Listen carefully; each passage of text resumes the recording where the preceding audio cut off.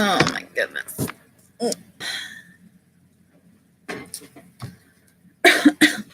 Oh, I need my headphones. I'll be back.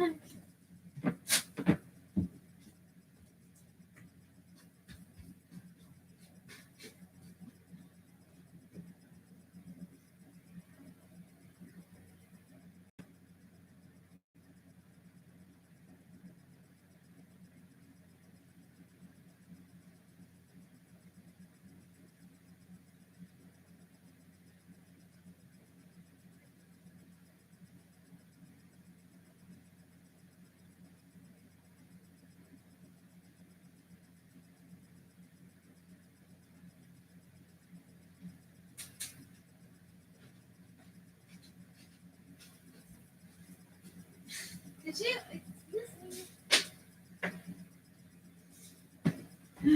Goodness.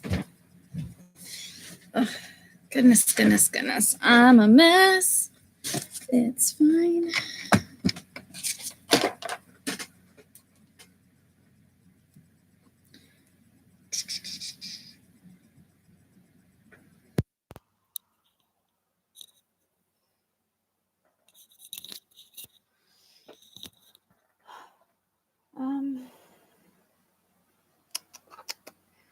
Oh, I hate this. Oops. Whoops.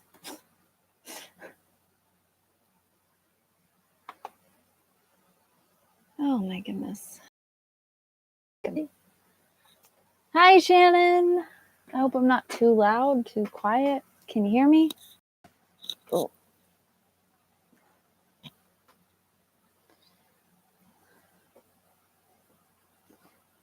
Can you hear me now? Good? Or is my mic even on? I don't know.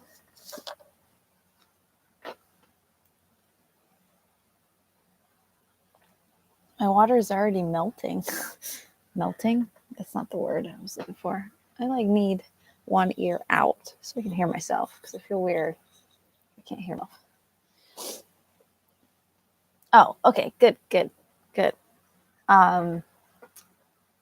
What was I gonna say? I am out of it. I forgot what I was saying mid-sentence the other day. So if I do that on here, call a doctor. No, just it's just so weird.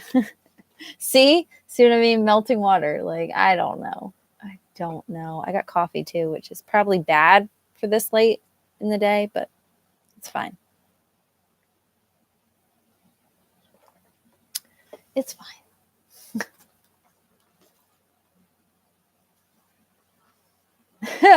It's all right. They're just it got a little crazy there because I started school.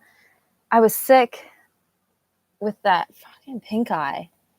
I've never had pink eye before, ever. And I didn't know it was I got cut on my lip too. I didn't know that pink eye was something you could get virally.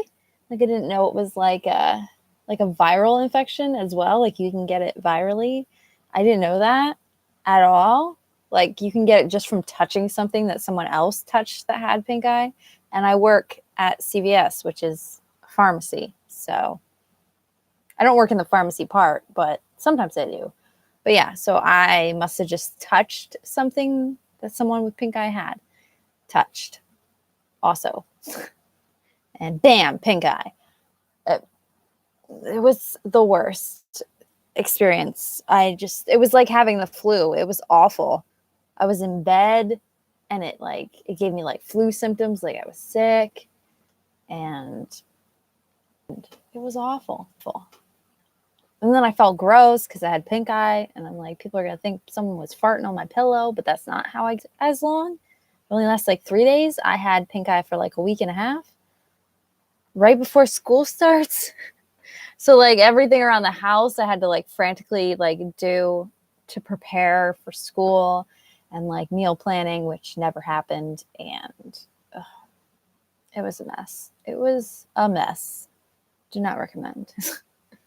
Anyway, yeah. Other than that, I've been good. kids were mean to me at school, but we'll get into that after we're done talking about this bad boy. Oh, it looks purple. There you go. Kind of looks green there. Like really purpley. I'm gonna set a timer so I don't get off track, which I probably will anyway, because that's me. No. That worked. Oh, no, don't. Everybody stop texting me. I don't have time for you. Shannon comes first. Damn it. Yeah, that's why, like, when I had pink eye, like, my head. Yeah, we are allowed to get off track. Exactly. When I had pink eye, my head hurt so bad. That's why, like, I completely forgot about reading this book. I completely forgot about the live show. Like, just completely, just stupid. Like, completely forgot and everything. Like, just it just went straight out of my brain, which is stupid. It's not like we haven't been doing this every month for like forever now. Oh my goodness. It's just nuts.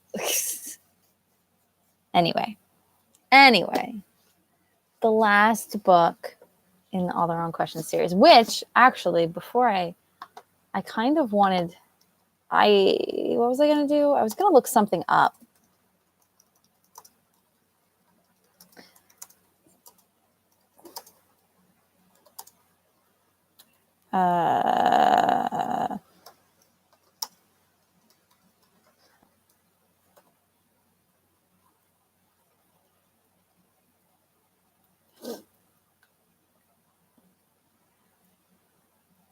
But I don't think he is.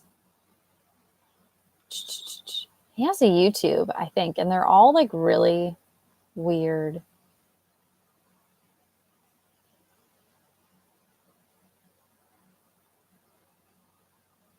Anyway, I guess not. I can't find anything. Just some really weird Lemony Snicket YouTube videos.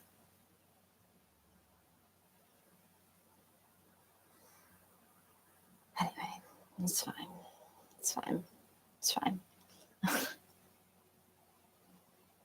Yeah, all the series of unfortunate events. So that was 13 books, and then 4. This is the 4th one, right? Yeah, 4 here. So quite a few.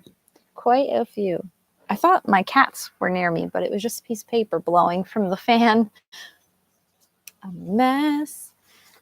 This one I just finished like today. I just finished this today because, again, I forgot to even read it because I'm an idiot.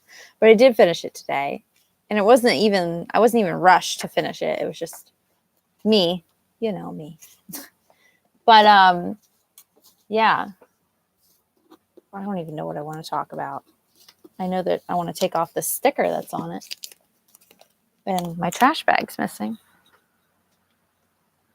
I put the trash bag in front of the fan and just tried to throw something in the trash bag, and it just blew back at me. It's fine. It's fine. Yes, I agree. This one was really, really quick and really easy to read. I mean, not that they're all easy to read because they're all super, super fast middle grade series. But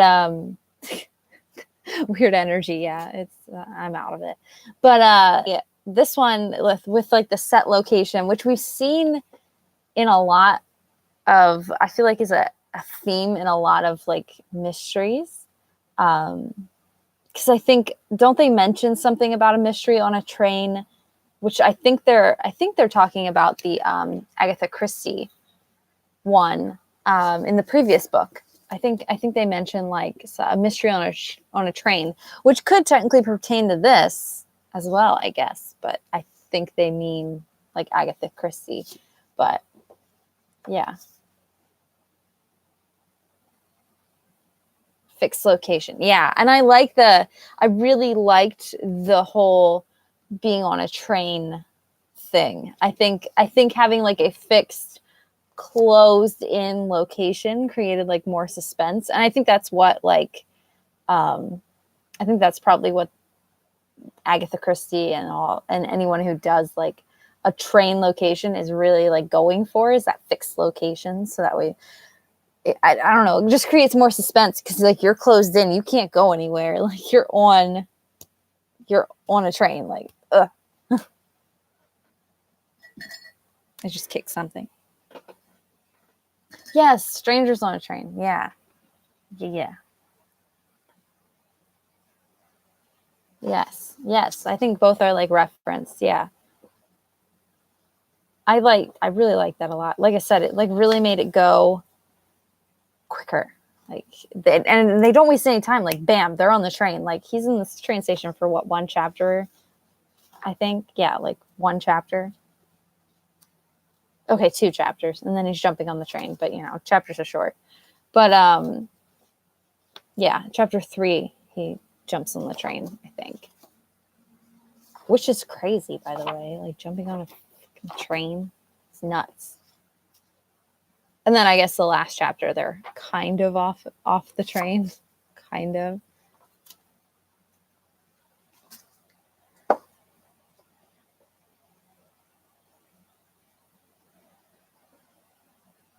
Yeah, and fixed time too. Yeah, I didn't think about that. Like, yeah, it's gonna end. Yeah, I'm like, you are a child and you're jumping onto a train track. Like, oh, it's just crazy, son of a bitch. This is the best way to put it. Yeah, the last chapter. I did not see that coming, and I did not see, because this is my first time reading the whole entirety,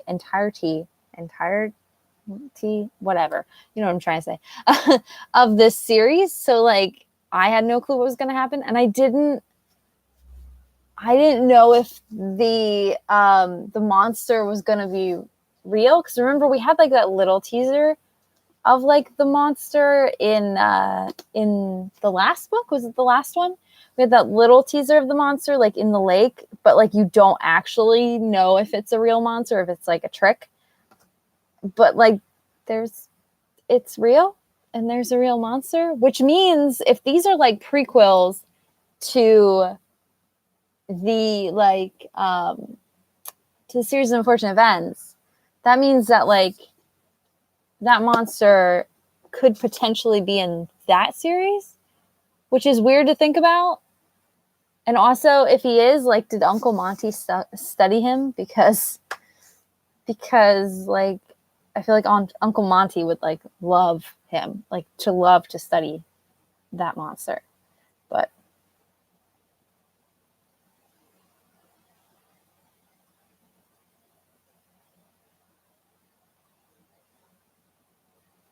yeah, because he had done it. Yeah, yeah. The reference to jumping on the train. Yeah. That was. I need my chapstick. I'm like biting my lip. My chapstick that tastes like donuts.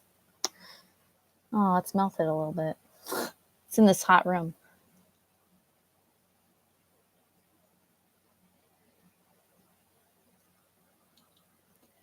Right? Like the monster. I don't know how I feel about the monster being real. Like I kind of feel like, wait a minute. Like, melted donuts. It is. It's Midway. It's Midway mini donuts. This is that really good donut one that I have. The cinnamon donut one that Geek Fire Labs makes or made.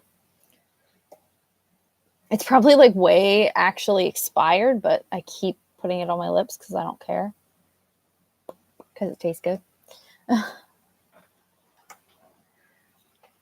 Yeah, I don't know how I feel about the monster. Like I don't know how I feel. Like I don't know. I don't know. But I mean, think about it. Like, yeah, chapstick expires. Some of it, I guess. But like, I guess there are like some mythical type stuff in the series of unfortunate events. Like we have with the snow gnats, which are actually, I believe, a real thing. Because remember, we were looking into that, and I think that's a real thing, kind of, or at least at one point was, or it's reference to something that is similarly real. What else was there? But like like Monty has the snake, the viper, the very deadly viper.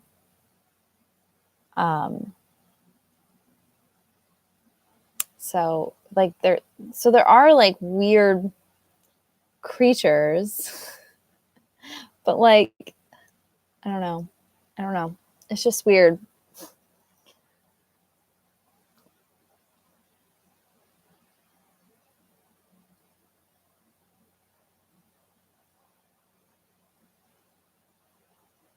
Yeah, Lemony called the monster to eat to eat Hangfire. Like I like that. I like that happened because it goes back to that theme that Lemony Snicket likes to pose, and that's like it's a theme that's very similar in Series of Unfortunate Events where no one is like good or bad. They're like most people are more of something in between, and like I like that so much, and I like that he brought that into this series because I feel like the whole series has been looked at so far up until that point as very much like Lemony Snicket's the hero, Lemony Snicket is the good guy, blah blah blah, and I think that was like a really dark turning point. But I think that very much makes this like a prequel to the series of Unfortunate Events, where it shows that not everyone is good and not everyone is bad. Everyone's just kind of a mix kind of thing.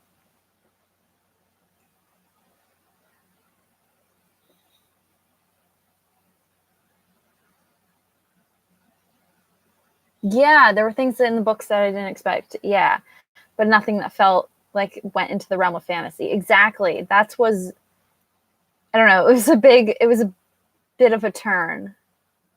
Whereas I feel like the very deadly viper was it wasn't like a monster. Like the very deadly viper was a snake, so like snake is practical. But I mean in like the series on the show, I think in the show or in the movie, I can't remember.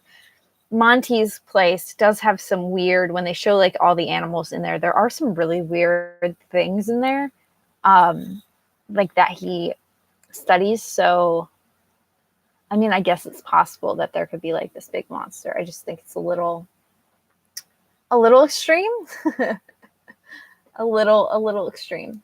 I don't know. Even the knots were real.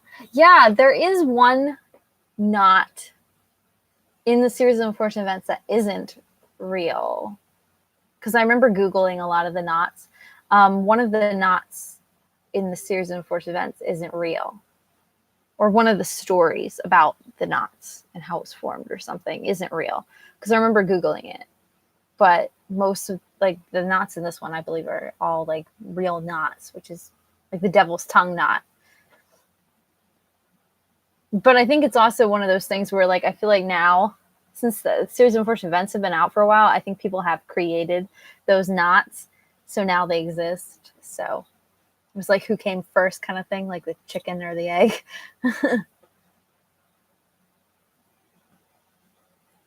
Yeah, exactly. Like the very deadly viper, I feel like was an easier to believe because we have vipers, we have uh, anacondas and um, pythons and big snakes.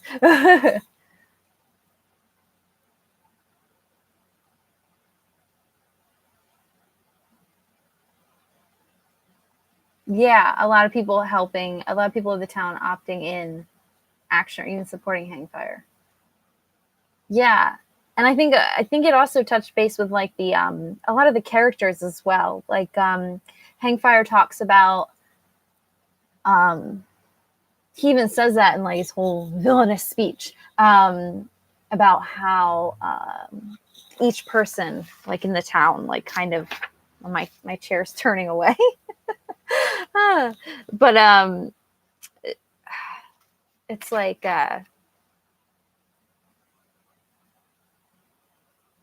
was I gonna say? I lost my train of thought. See, it happened.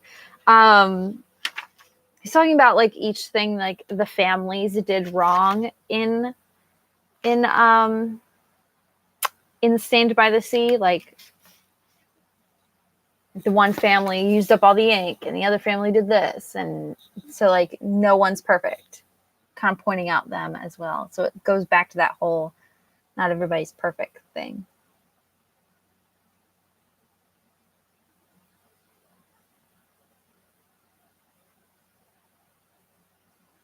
Yeah, S. Theodora. Yeah, she's useless. It's pretty bad because it goes that ties into that whole theme of that's in Series of Unfortunate Events as well. There's so many like themes that Lemony Snicket likes, and that's like your mentors and your the adults are all like incompetent. And I really, really, really like that theme in middle grade because it's how a lot of children feel a lot of times. Like, I mean, to an extreme. Let me see, it takes it to an extreme.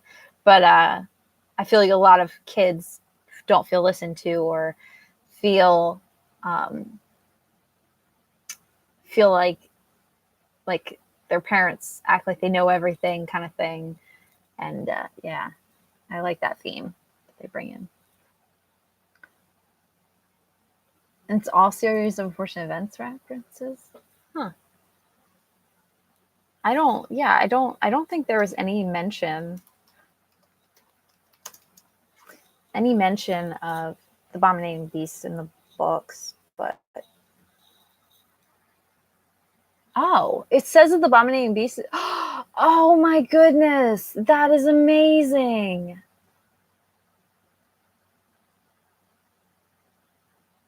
What? That is actually really cool if that's true.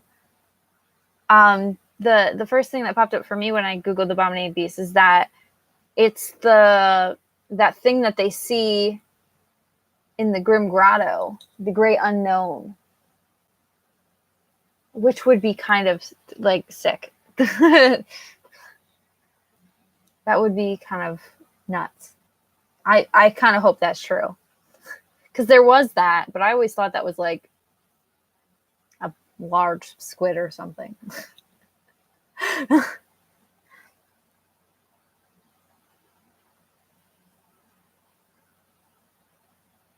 Yeah, Hangfire. Yeah, I don't remember what it was either. What he was actually doing, but he feels justified in his actions, which again is most good and bad people feel that feel like they know like they're doing what they're what is right. So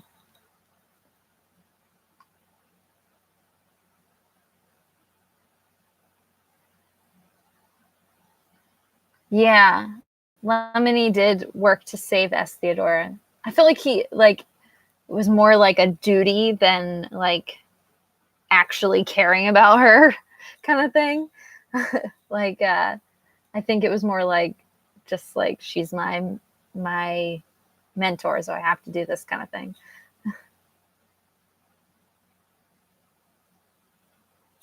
Yeah, the underwater thing in the Grim Grotto. Yeah. I gotta get it. I gotta get.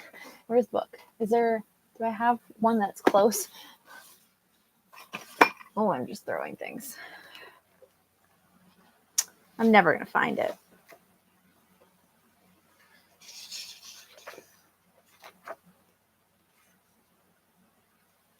Okay, so a single spore. Okay, so they already got them. Whatever. This is when they already got the thingy, the crap in the helmet.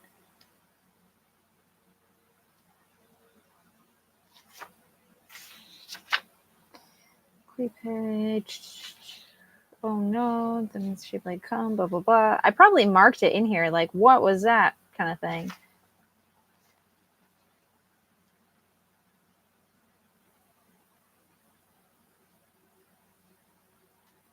I don't know. I'm never gonna find it.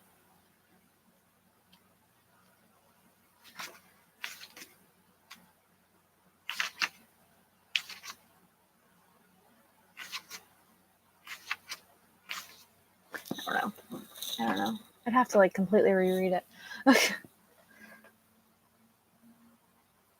Yeah, I can't remember. Like, I remember they had that thing that like pulled up to the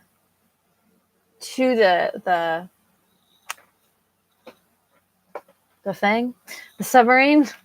That wasn't. I'm using a coffee filter to cover up my coffee because there's these little flying gnats in this house, and I cannot get rid of them. I've been trying for months. There's always at least one.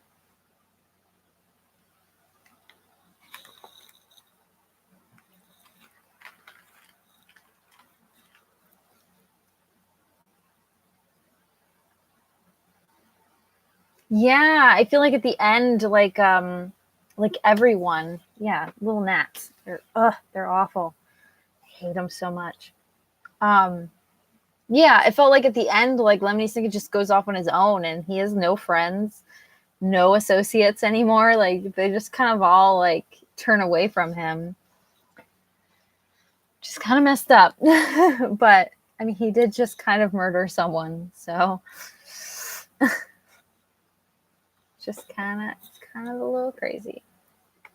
Yeah, like a Western. Yeah, it's a good like reference. Yeah, analogy. I don't know what I'm trying to say, but yeah.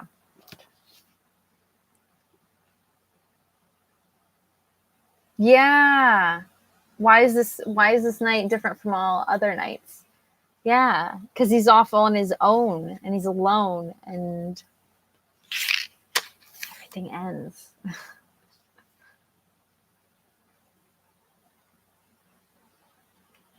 Oh. Did he say that? I didn't even notice.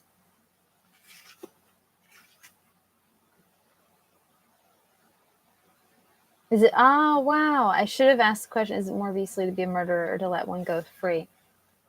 Wow, I completely missed that. Ah. Yeah.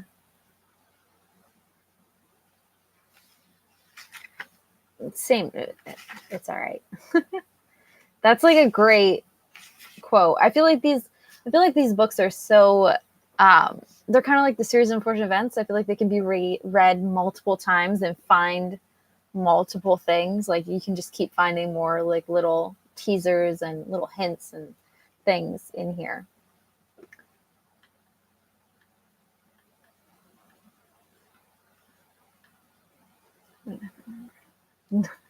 I tried to take notes, but then I just end up with a whole bunch of just tabs a lot of times. And then like I run out of my tabs. I try to color code my tabs, that never works. And then I'll read some of it and I won't have my tabs with me, and I'll just have like Post-its or something or pieces of paper. A couple of the things I marked down. I did tab out some things.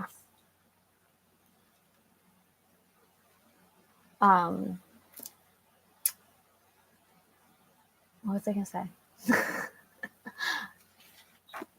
Page 32 and 33.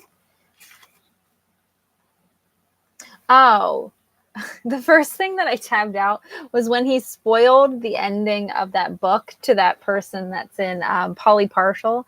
When he's in the, like right at the beginning, like he spoils that book. I'm like, that is worse than murder. He spoils the ending of that book for her. Like worse than murder. That is so rude. My coaster is sticking to the bottom of the.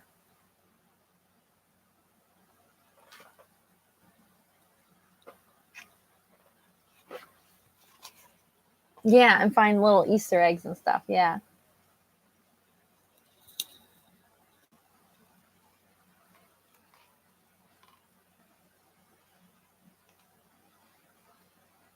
Yeah, she wouldn't help him and she paid the price. And I'm like, rude. Oh my goodness.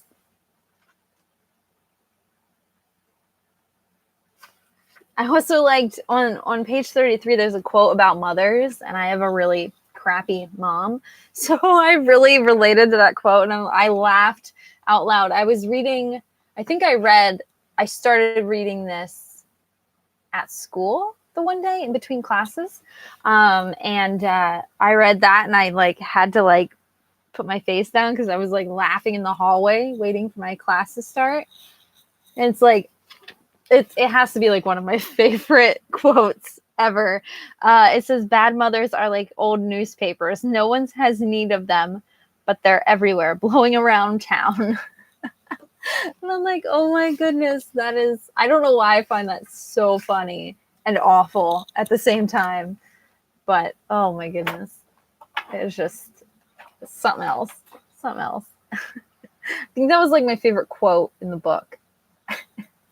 So ridiculous. There was a couple good quotes, but that one, like old newspapers, just blowing about town.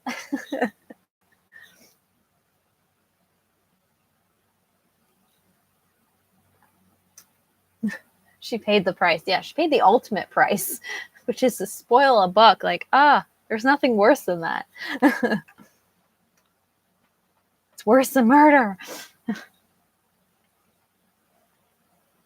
Like old newspapers. So great.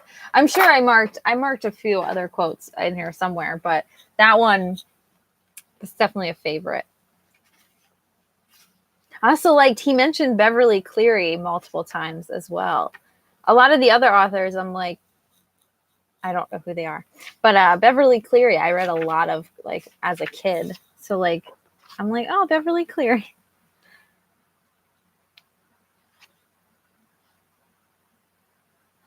Oh, here's another quote I liked. It says, villainy. I know what I'm trying to say.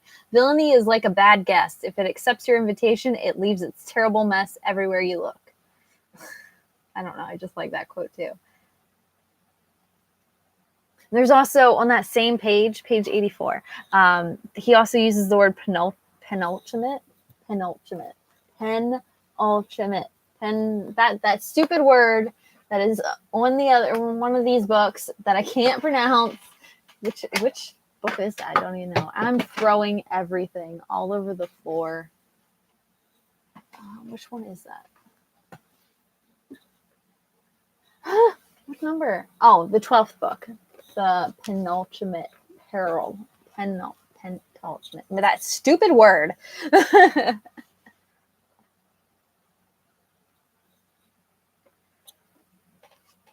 It's like,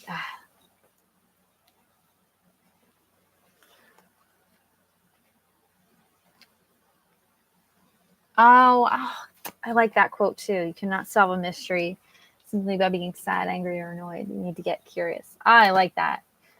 That's like that's like a good like life quote. Like you can't just sit around being sad or angry or annoyed. You're not going to get anything done.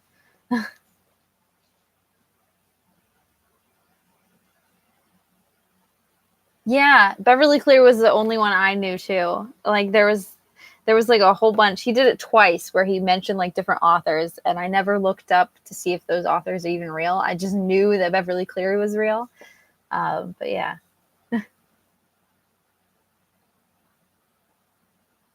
It's so hard to say penultimate. It's hard.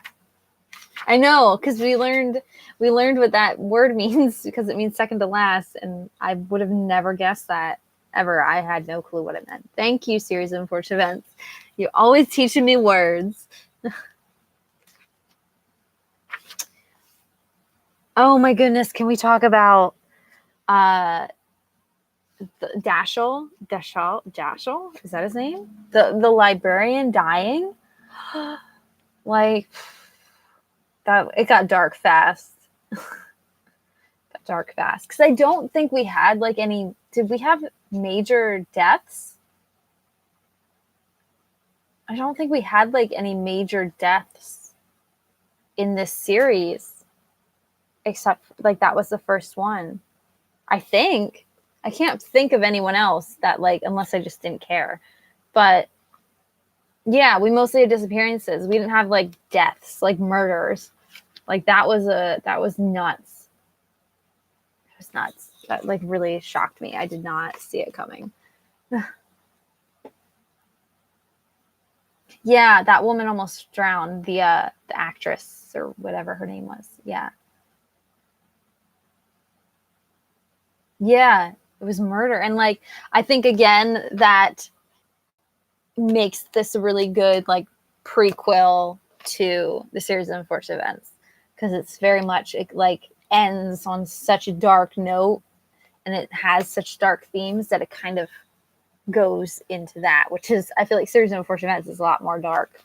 Um, so it's because I felt like this series was kind of like not as dark. It was more mystery based and more like a gang of, associates, like solving crime kind of thing.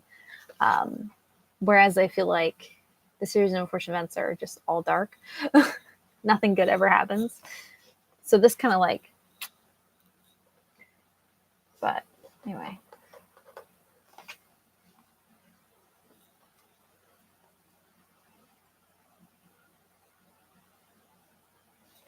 First death I remember, yes, it wasn't.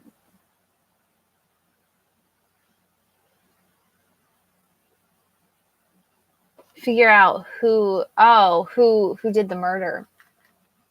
I don't know. I still don't know either. He said it that he thought it was Stu, and then I don't know. There was rumor that it was maybe Ellington. I don't really think Ellington did it. Yeah, he thinks that it was Stu that did it, which I kind of think it might be too, but I don't know. I don't know.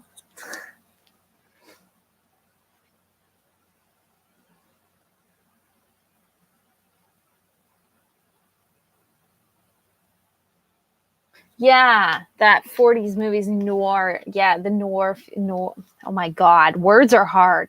That word feeling. Yeah, it's kind of got that old school mystery feeling, if that makes sense. Oh my goodness. Okay, yeah. And my next tab is this. My next tab is this. I really like this picture of Theodora quite a bit. Although her fingernails kind of creep me out, but I really like that picture.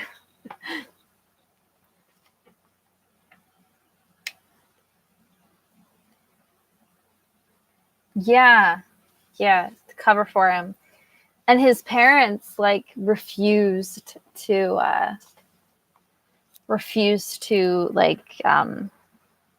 to report their child, and it's like, what good are you guys? Like, really? The sun's like setting outside, and the sky's all pink. On a random note, I just looked over, and it's like all pink.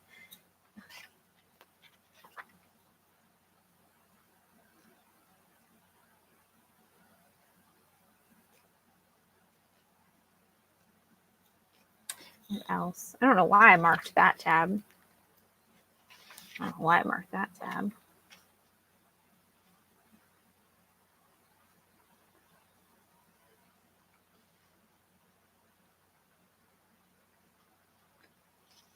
Oh, this scene, on page 110, it says that's the saddest and most terrifying part of the mystery. The part as dark as landscape outside the windows was that the librarian died. That's so sad.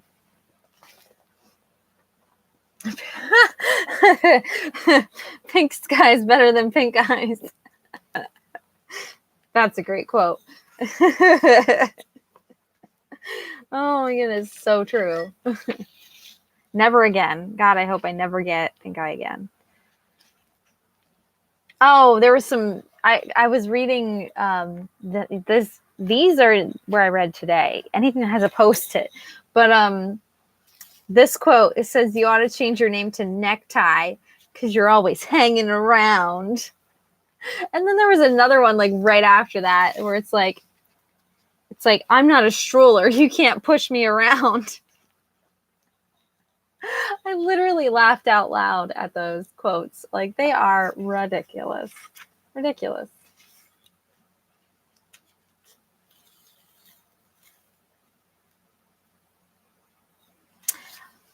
Oh.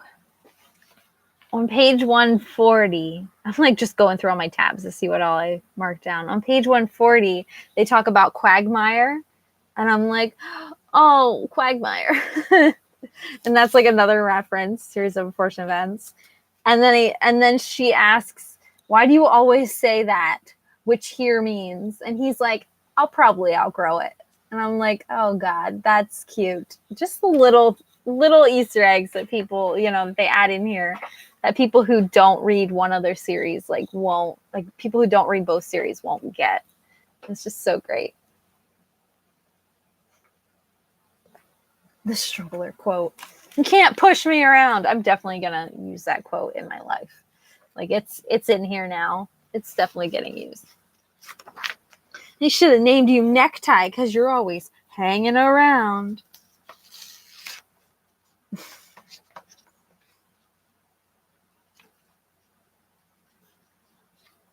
Oh, there's also a quote a little, not too much farther out, and it's on page 147 when he's telling everybody in the group about the librarian.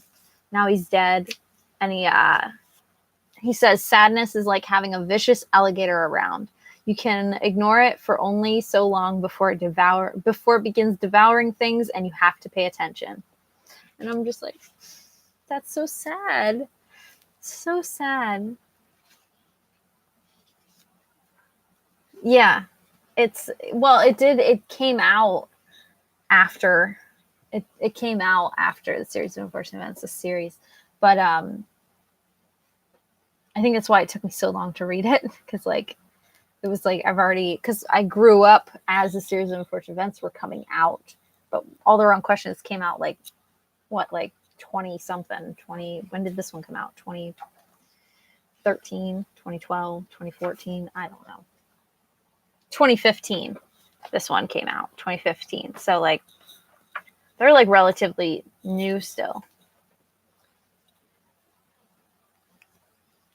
But yeah, it's definitely a prequel series. I definitely I feel like if you read these before series of unfortunate events, I feel like you'd get less out of them than if you did, if you read these first and then read series of unfortunate events. I feel like you'd miss a lot of things. A lot of the references, I feel like you'd miss. I think it makes it better to read it the other way, if that makes sense. Yeah, 2015. So what, 4 years ago? 4 years they've been out? Nothing. That's nothing. Yeah, you would miss so much. It's definitely a series that you want to read after. Oh, they mentioned Ronald Dahl too. There's another list of authors, and they mentioned Dahl as well, Ronald Dahl, and Grimm. But again, a lot of the other ones, I'm like, I don't know. Brown, I think Brown is the one who wrote kids books. I think maybe. What was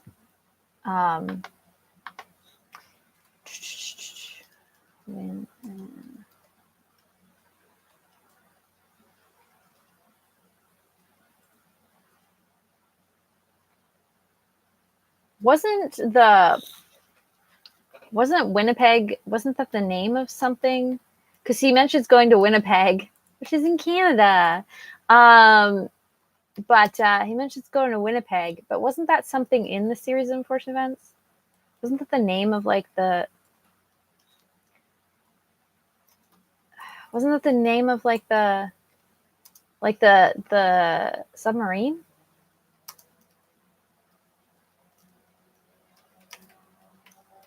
In Grim Grotto? Or am I making that up? I'm probably making it up.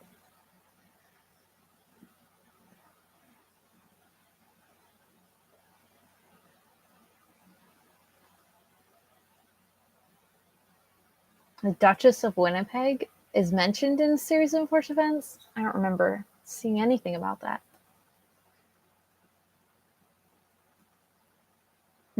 I think I'm making it up. I'm seeing what I want to see.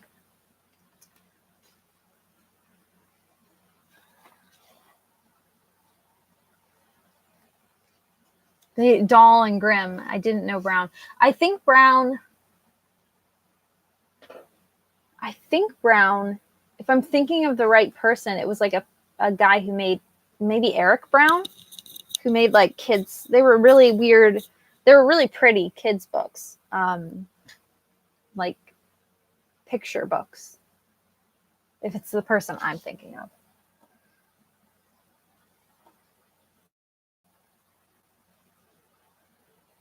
Yeah, I don't remember if that was the name of the thing either. I need the Duchess of Winnipeg, but we don't have Duchesses here. No, the Duchess of Winnipeg. Yeah, I thought that was what.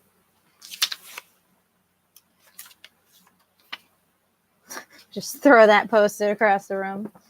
I thought it was named the Winnipeg, but again, I'm gonna like page through and I won't even know.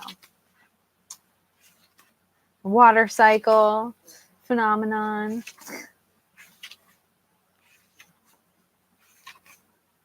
The stricken stream. The world is quiet here. I like that quote.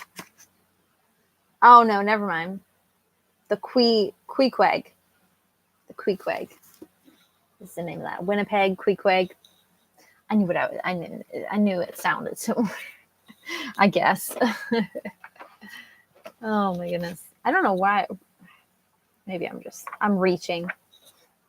What's the last? I have one last sticker in here. Oh, my last sticker in here is it has Hector, Widdershins, Josephine, Monty, Beatrice, Olaf. Like they're all mentioned here because they're all on this mission. I love it. And it's like the icy mountain lake, submarine deep underwater, the edge of a strange forest. And I love that like they're all like mentioned, and it just reminds you, hey, this is a prequel. I've never seen X-Files ever, the old one or the new one. Is there a new one? There's a new one, right? It held Moby Dick for review. That's good. I'm glad you're doing your job, YouTube, holding comments for review. But that's the name of a book. It's fine. Yeah, quick name drops. Just in case you forgot. This is a prequel. Like, holy crap. Like they just name dump like all over the place. I also like that it ended with not one illustration, but two. Like and it's like a scene within a scene. Like this picture is that picture kind of thing. Like he's in the background of that one. So I liked that. I just really like that. So there's two there. I feel like there was a lot more illustrations in this one, but I might have just been thinking that. But I feel like there's a lot of pictures.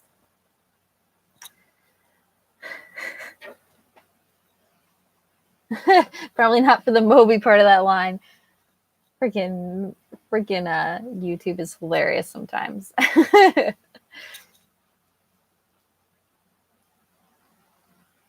Yeah, Kit and Ellington meet up. I kind of want Lemony Snicket to like continue this series, but from them, like I want them two to be like a spy team together or something. I like really like them together. I feel like the photos in this one are so great too. Like I just really like these photos. Like I feel like every photo is just great.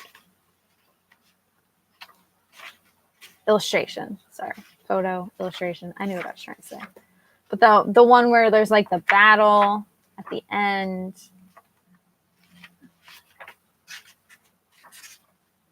With the monster's hand. I can't find it. I don't know why I didn't mark it because I'm an idiot. That's why.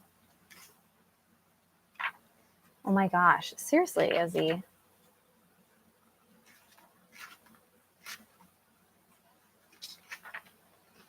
I can't find it because I'm worthless. Where is it?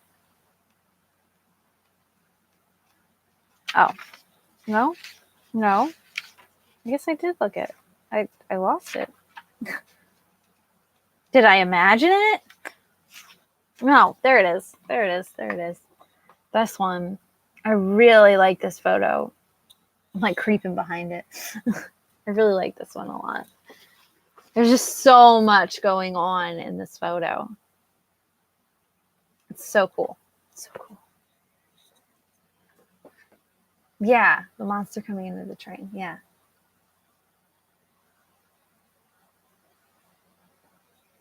Yeah, exactly. I thought there were more illustrations because we usually get like one big one, but like not like there was just multiple. It's nuts. It's like I feel like we got like a picture every like chapter almost, besides just the chapter headings. Damn, Nat. There's like one.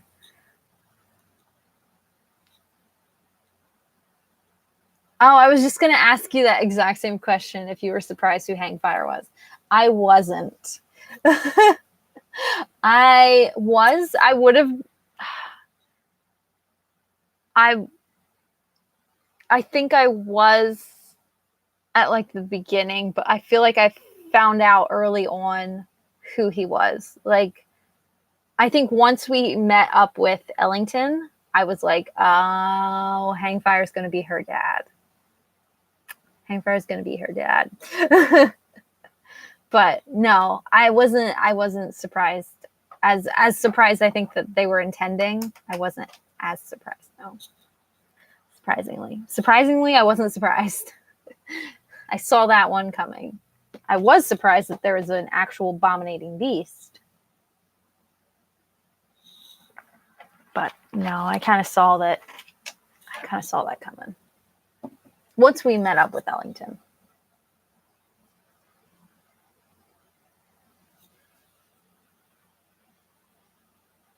Yeah. At some point, yeah. He was like the only person it could be, yeah. And I feel like in a sense he did kill her dad kind of thing. Like he did kill her dad because he is bad.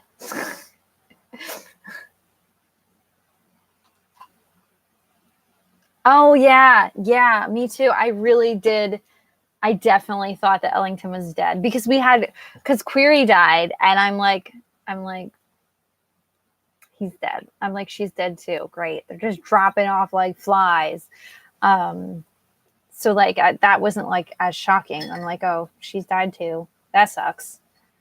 But and then she's not actually dead. I'm like, especially after she's not really dead, I'm like, it's definitely gonna be his dad. Yeah, he destroyed the image of her dad, kind of thing, like what her dad represented for her, kind of thing. If that makes any sense.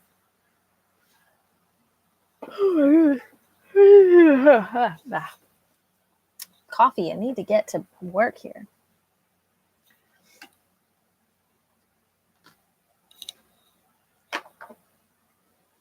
I like all these books. I just pulled all these books out.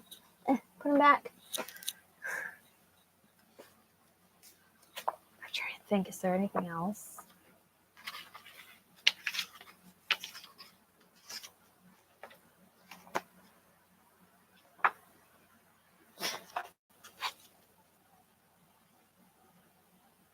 Oh yeah, the image of him. So sad. Yeah, it's really sad.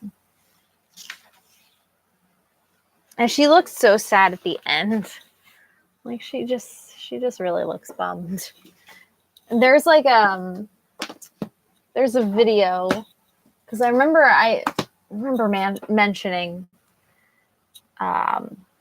there was a video that I saw not too long ago on YouTube that's like all the wrong questions turned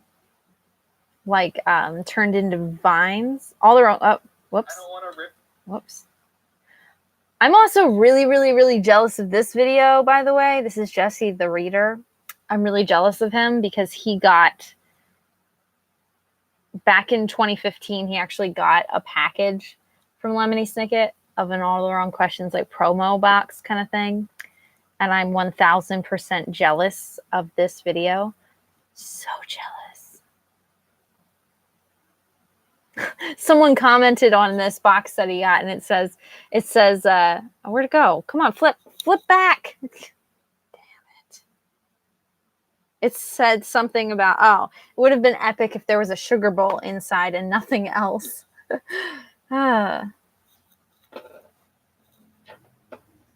Anyway. Yeah, a package from Lemmy. I'm so 1000% jealous of this box that he gets. It's like, it's like this white box, and it says, what does it say? What is inside this box? And the Association of Associates. I think it's like the last book. It was a promo for the last book in the series. So I think he gets like a whole bunch of this box. But then it's also got ones where it's got like a whole bunch of bookmarks in it and a letter and like it's got the whole entire book series. It kind of looks like a box set and a little Abominating Beast statue, a poster. I'm just 1000% jealous of this promo box. I kind of hate him for getting it. Like, I'm so jealous of that promo box. That is just the benefit of being a YouTuber, I guess. A booktuber and being popular. I don't know. Anyway.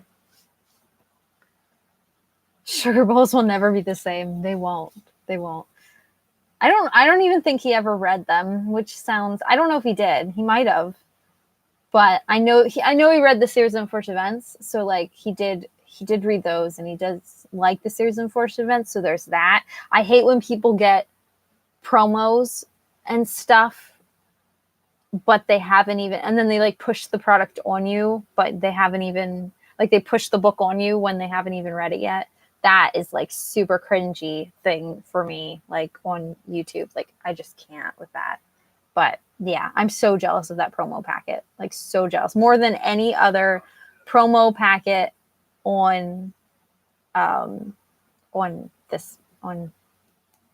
YouTube. Anything that I've seen. It's just I'm so jealous of it. Like a personal package from it's HarperCollins, but Lemony Snicket. There's so it's All the Wrong, the video that I'm talking about. I'll have to share it on Twitter or something. It's called All the Wrong Vines, and it's just a whole collection of vines for All the Wrong Questions series. So I'm gonna have to rewatch it because I watched it earlier in the season, earlier when we were reading these, and I'm gonna have to watch them again because I'm sure I'll get a lot more references now. But it was really funny the first time I watched it. But yeah, he got like a little Abominating Beast statue and like a really cool like poster that's in the design of like the drawings in here. And yeah, influencer territory. Yeah, we usually got into, it's really weird. It's really awkward to, not awkward, but is weird the right word? I don't know what word I'm looking for, but when I was in my nonfiction class, we kind of, because there's only like 9-10 people in the class, so she's really cool teacher, and she just made us all get in like a circle kind of thing and just chat, which I really, really, really like, actually, because it's super laid back and chill, and it's not as stressful. I feel like, but she did that, and they started talking about YouTube, and it's so weird to hear people who aren't YouTubers talk about YouTube. It's just really weird. It's really, really weird to hear it like abstract Is that the word I'm looking for? Like, it's just so weird. It's so weird. And it also is kind of like makes me I don't know, like it's kind of like insight into like the side of YouTube that I don't see as much. Like the other side, like the viewer side of things. So it really like it was weird. And they were talking about YouTube, but they were talking more about popular YouTube and like the really popular people on YouTube, which half of them I don't even know anymore, which I'm actually proud of. I'm really proud that I don't know a lot of the big YouTubers anymore. Like a lot of the names they were saying, I'm like, I have no clue who the hell you're talking about. This is what you guys watch? Like, what the hell?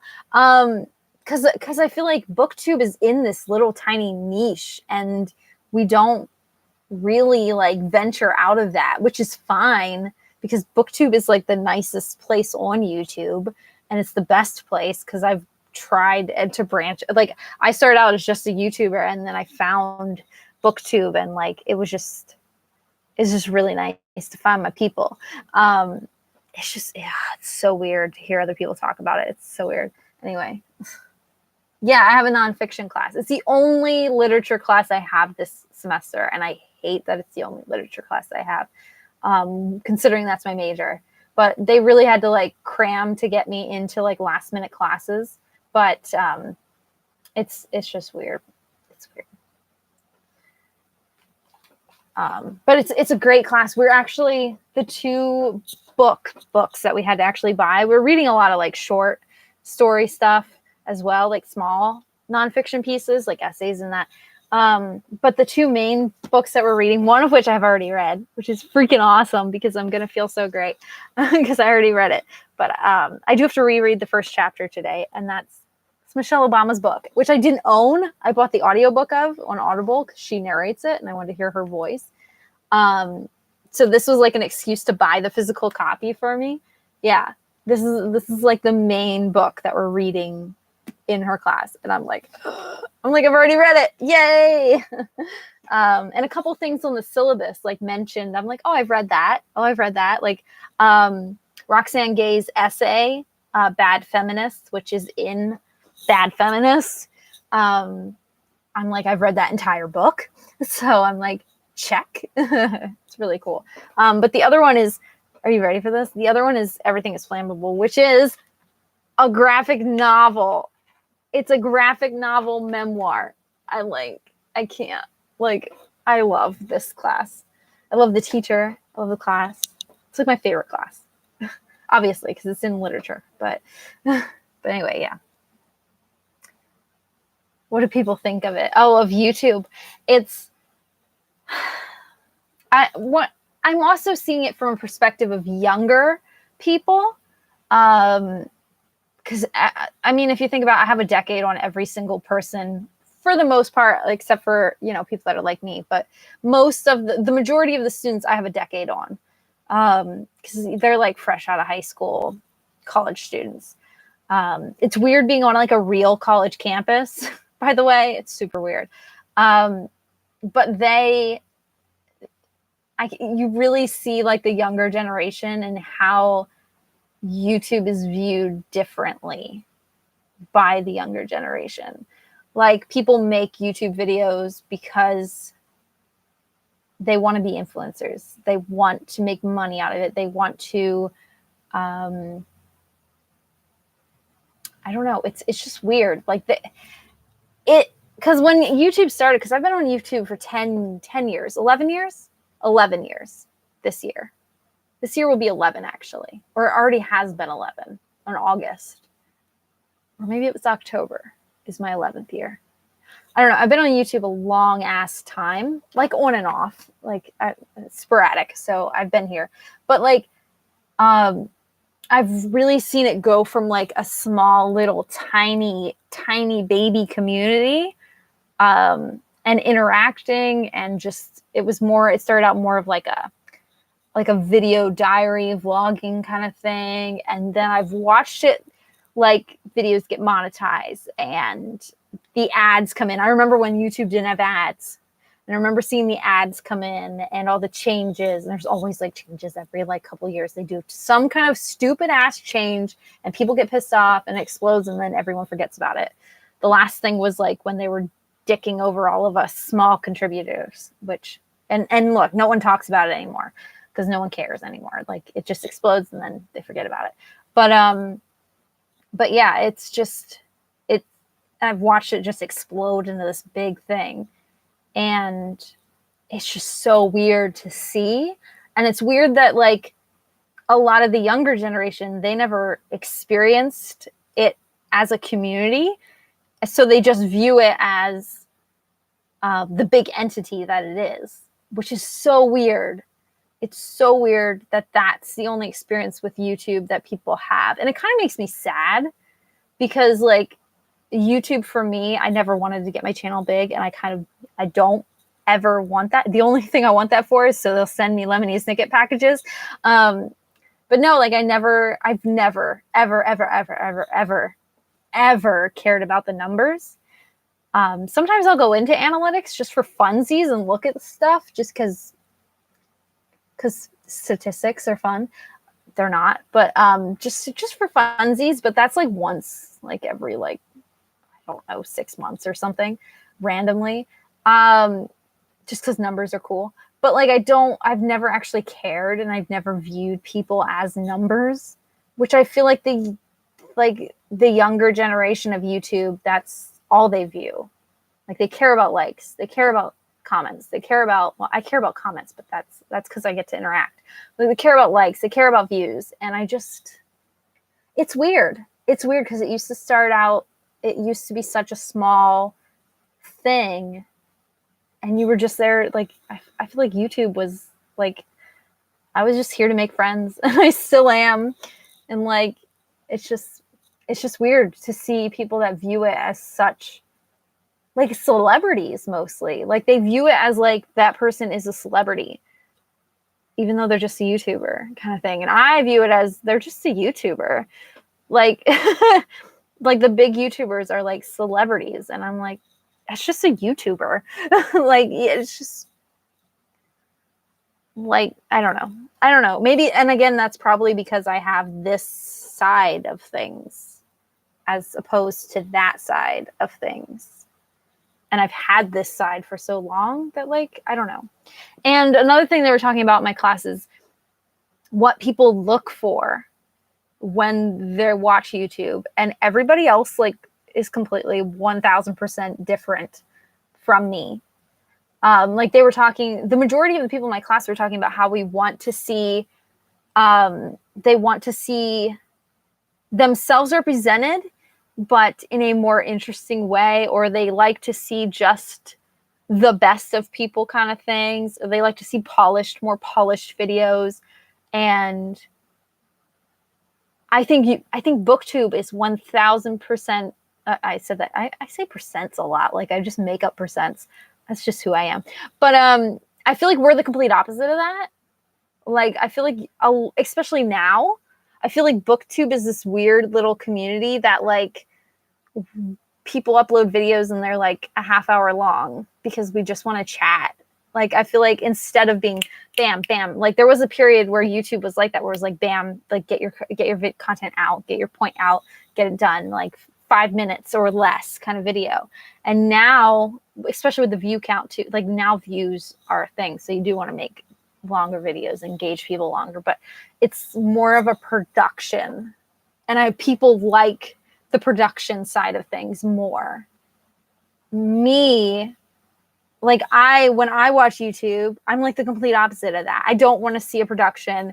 I don't want to see, I get annoyed by little like intros. Sometimes I get annoyed when people like do weird like cuts and stuff. Like I'll edit things down to make things like a little bit shorter.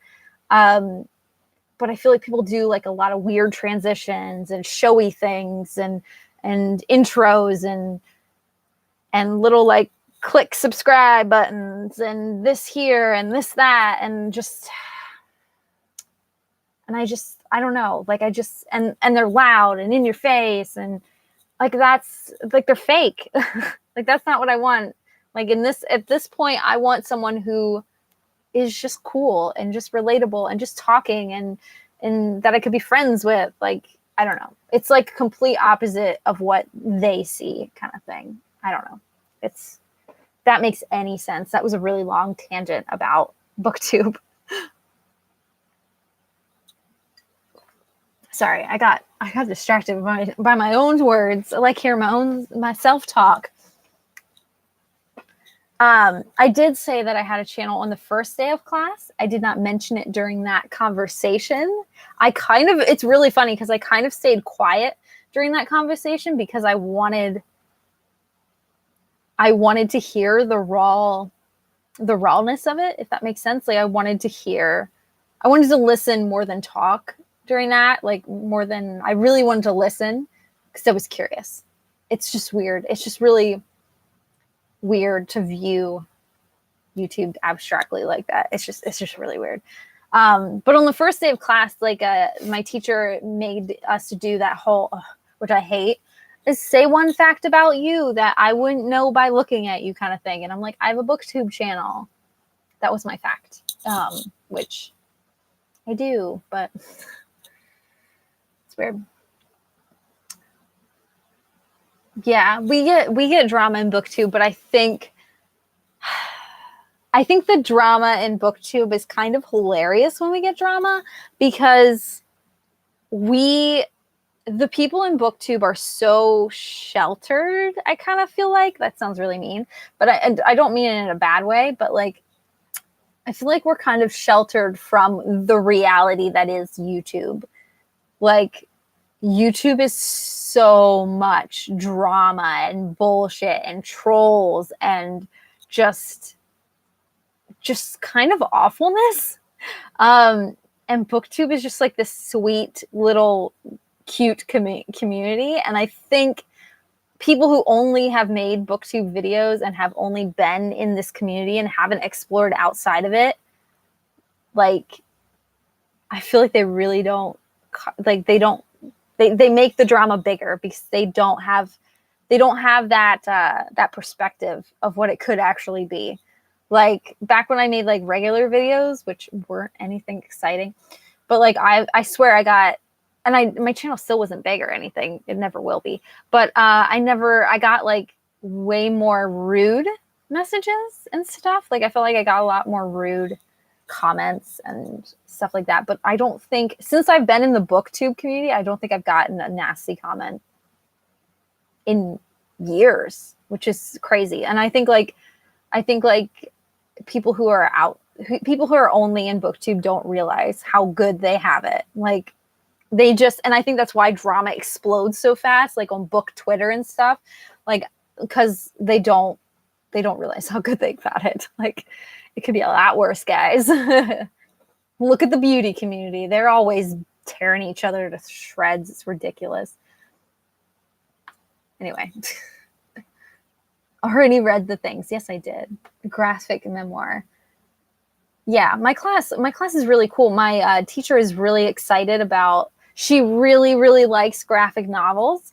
And I think at the end of class, I think I might make her a graphic novel, like, care package kind of thing.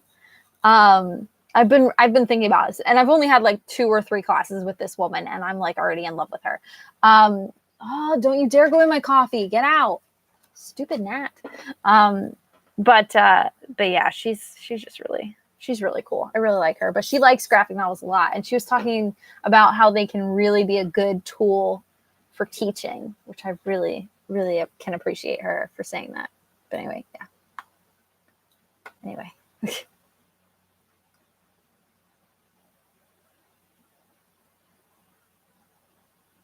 In a better way. Yeah. Rarely watch super short polished content. Yeah, I feel like the super short content is just, you can tell it's fake, and it's just, I have like, I don't know if it's a product of getting older. I don't know if it's a product of being on YouTube for so long that I like know what I want kind of thing, and I know what I'm looking for kind of thing, or I just don't have time for bullshit. But like, I can smell like that, like the fake, like when someone's like fake and edited and just, it's such a turn off for me video wise. And I feel like this younger generation, the ones in my class, like, I feel like that's what they're looking for, is that short, polished content.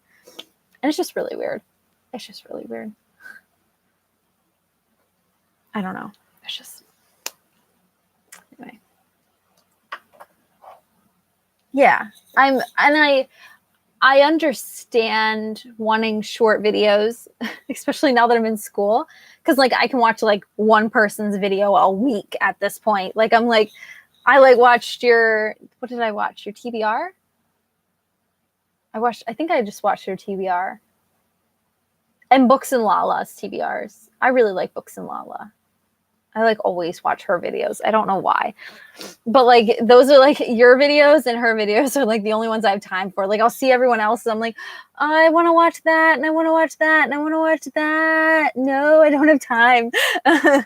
So like I get that people want short and sweet sometimes, but I feel like there's a fine line between short and sweet and being so polished and fake that you're just cutting content. And now there's two Nats. leave my listen hobby alone.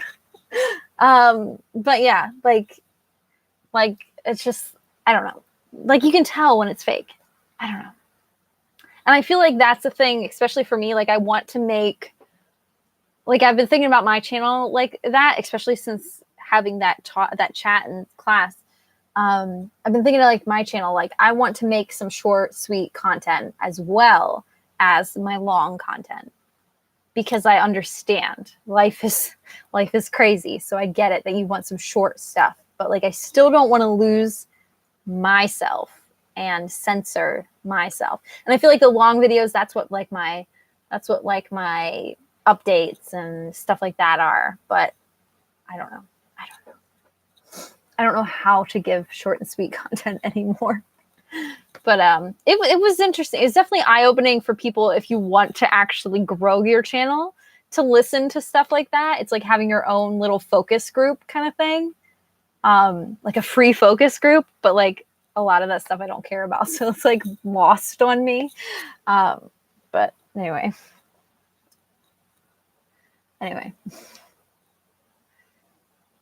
People are super, yeah, in terms of communities, yeah. Yeah, how people respond. I feel like the drama on BookTube is so just blown out of proportion. And I feel like when something bad happens on BookTube, like if a BookTuber is being racist, or an author is saying something stupid on Book Twitter, I feel like the sides that BookTube takes is relatively the right side of things. Like the kind, obviously you shouldn't be racist. Obviously you shouldn't be saying these fucking things, you know, author. Like, I feel like they usually take the right side of things. Hey, what are you doing? What are you doing? Yeah, I see you. What are you doing? You're being restless. Are you coming up? Sorry, Hannah's here. Stop scratching my chair and get up here. Yeah, anyway. Yeah, the sensitive side. We usually take the sensitive side, if that makes sense. Which isn't the weak side. It's just like the sensitive, because we are more empathetic. Probably because we read. So. Uh-oh, I'm disconnecting. Am I still here? My connection is unstable. Oh no. Am I still here? Is it back? Is it still here? Am I still here? Stupid connection. Excited. Yeah. I'm thinking like of all the graphic novels that I want her to read, kind of thing. Like I'm just going to give her a stack of graphic novels.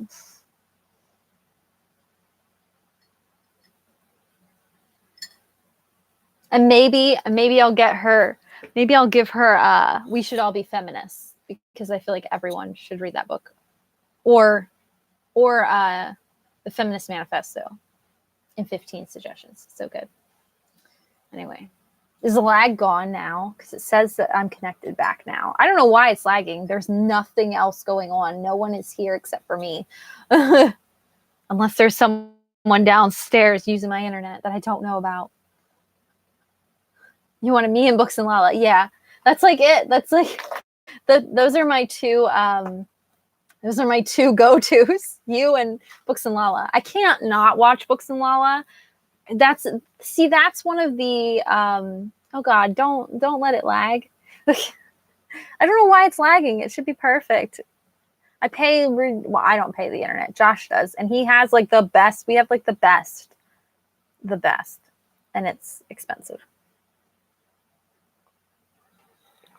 But anyway, yeah. Like Books and Lala is one of those bigger booktubers that like I can't, like she is real, and like I can't stop watching her. Like I feel like I like Emma's book, I like Emma Books, but like sometimes I feel like she's not herself kind of thing. Like I feel like sometimes she seems more like a character,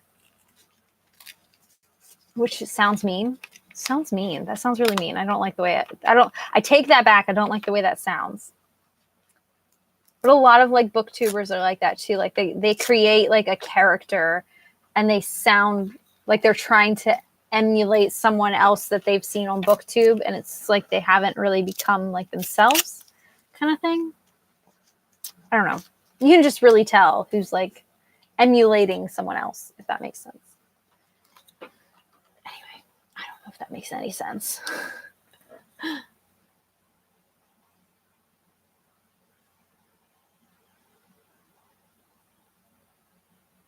Yes, and they make what they have seen, and it can even out after a while. Yeah. Exactly what I just said, but all the way back in the comments.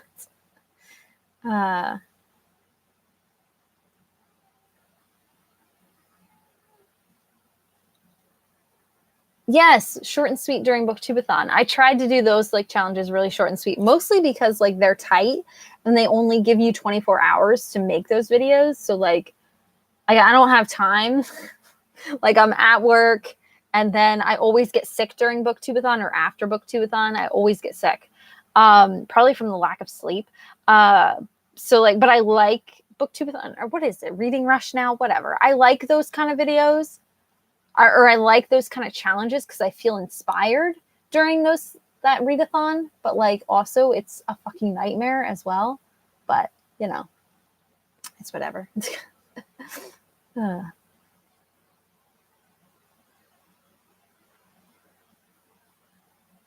Yes, Lala is Canadian. Yeah, she's vegetarian too, which is really cool.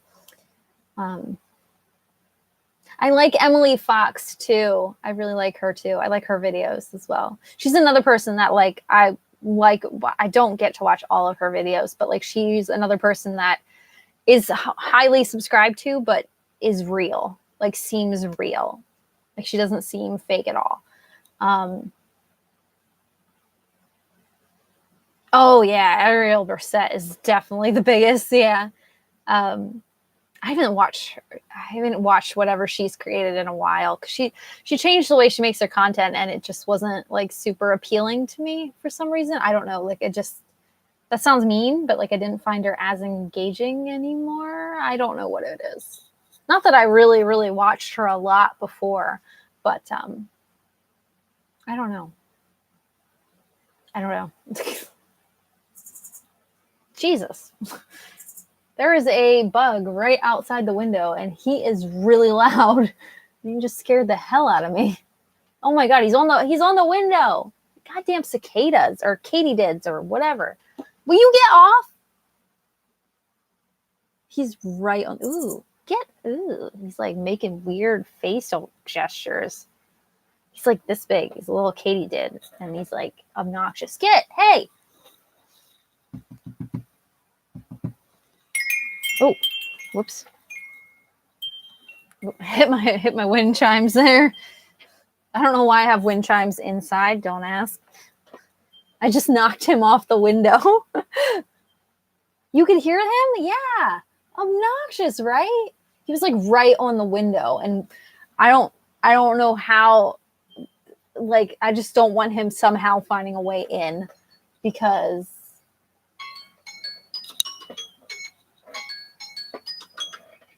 anyway, because he's those katydids are obnoxious.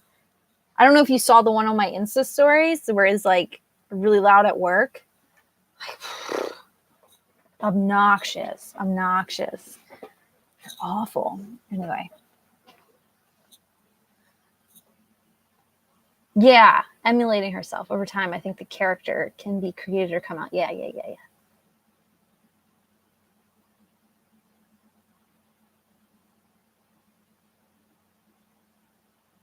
Yeah, but I like your videos because they're very, like, I watched one of your videos and I know that you're going to be you. And I also, like, I know that you make longer videos, so I know to set aside the time for that. Like, you know, like it's just like I expect it kind of thing. So like I'm like, okay, I gotta schedule in Shannon's video. Like I have a little like 20-minute break. I'll watch Shannon's video kind of thing.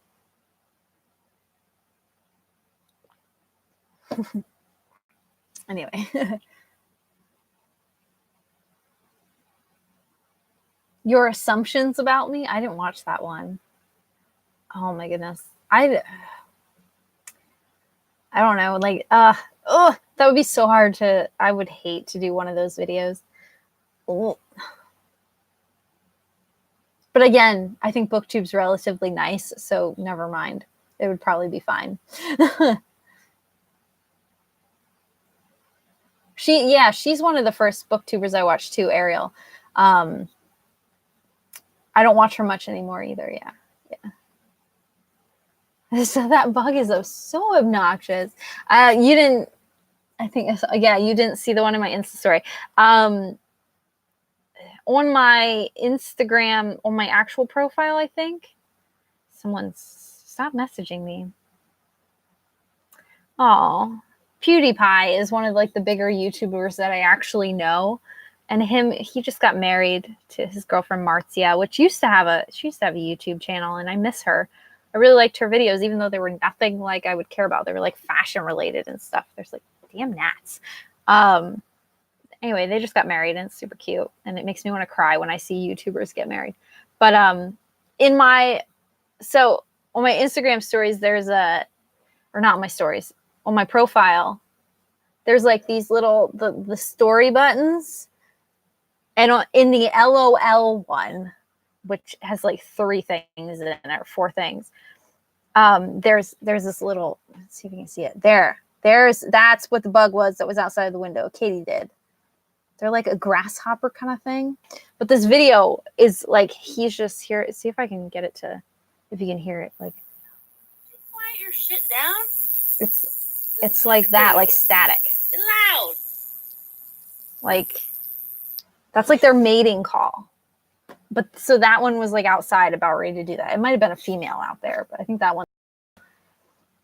They're obnoxious. They're obnoxious bugs. Anyway, wind chimes. Yeah, I have like the window treatment.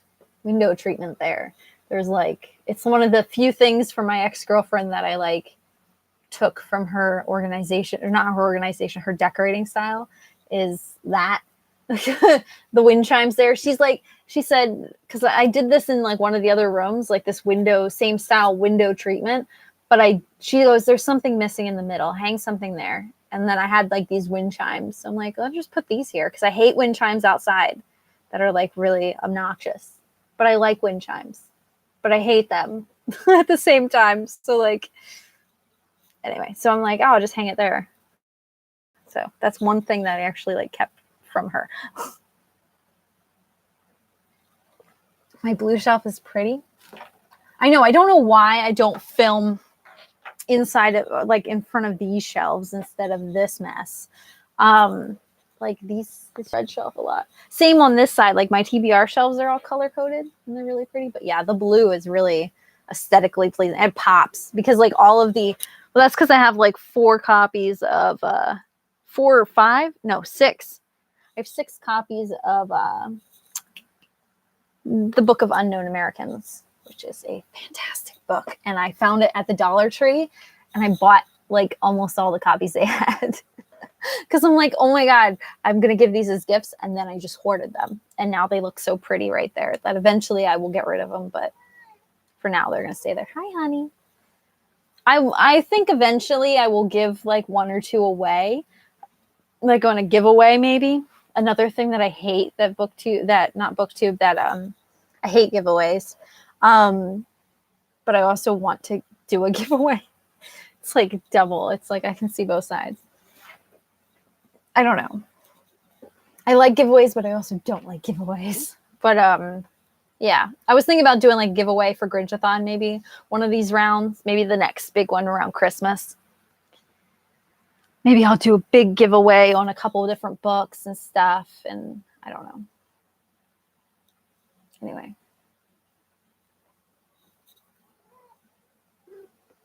That's good though. That is good that you're you, because like you shouldn't be anyone else, because it's fake and I hate it. Hi, Hannah. Hannah is Hannah. She's her bitchy self and she don't care about nothing. I love you. Anyway, yeah, YouTubers getting married. Yeah. I love when YouTubers get married, but I also hate when they get divorced because I've seen that too. But yeah, when they get married, oh my goodness. I love Marcia and PewDiePie together. They're so cute. Like I said, they're one of the few like large booktubers or YouTubers, not booktubers, large YouTubers that I really, really like. PewDiePie recently, not too long ago, he did a video about books that he was reading. And I'm like, oh my God, PewDiePie, come to the booktube community, join us. But like, I'm sure my comment got like lost in the millions of stupid troll comments he gets. But like, and he never made another video like that, which is so sad. Cause like he seemed to really enjoy making that video, and it was really real and less like the fake persona that he created. Yeah, I think Josh gets to see that outside. Like I get to see the outside perspective, like we were talking about, like the people in my class, that outside perspective of YouTube again. Like I get to see that through Josh a lot because he doesn't make YouTube videos, but like he hates PewDiePie now. But he used to love PewDiePie because he made gaming videos, and PewDiePie like went away from gaming, and because he was just, you could tell, like as someone who makes videos, like he was just bored with it. You could tell. And I felt like the content he was making was a little bit more real. Like it was still stupid ass shit, but it was like, it seemed like it was more real him. And that's not what people on YouTube want. They don't want real people. And it was really sad, actually. Hi, honey. Yes, kisses. You smell that? Donuts, lip balm, whatever. But yeah, it's really sad when you see like someone like that, like try to branch out, and people just like they just did not care about that video. And it's really sad because I would love to see what PewDiePie is reading. But anyway, that's really random. I went on a little bit of a tangent there. But anyway, yeah, they're getting married. They got married. So cute. Such a pretty wedding too. I posted on Instagram and so beautiful. Oh, that loud bug. Sorry. That bug is like, right? Like that.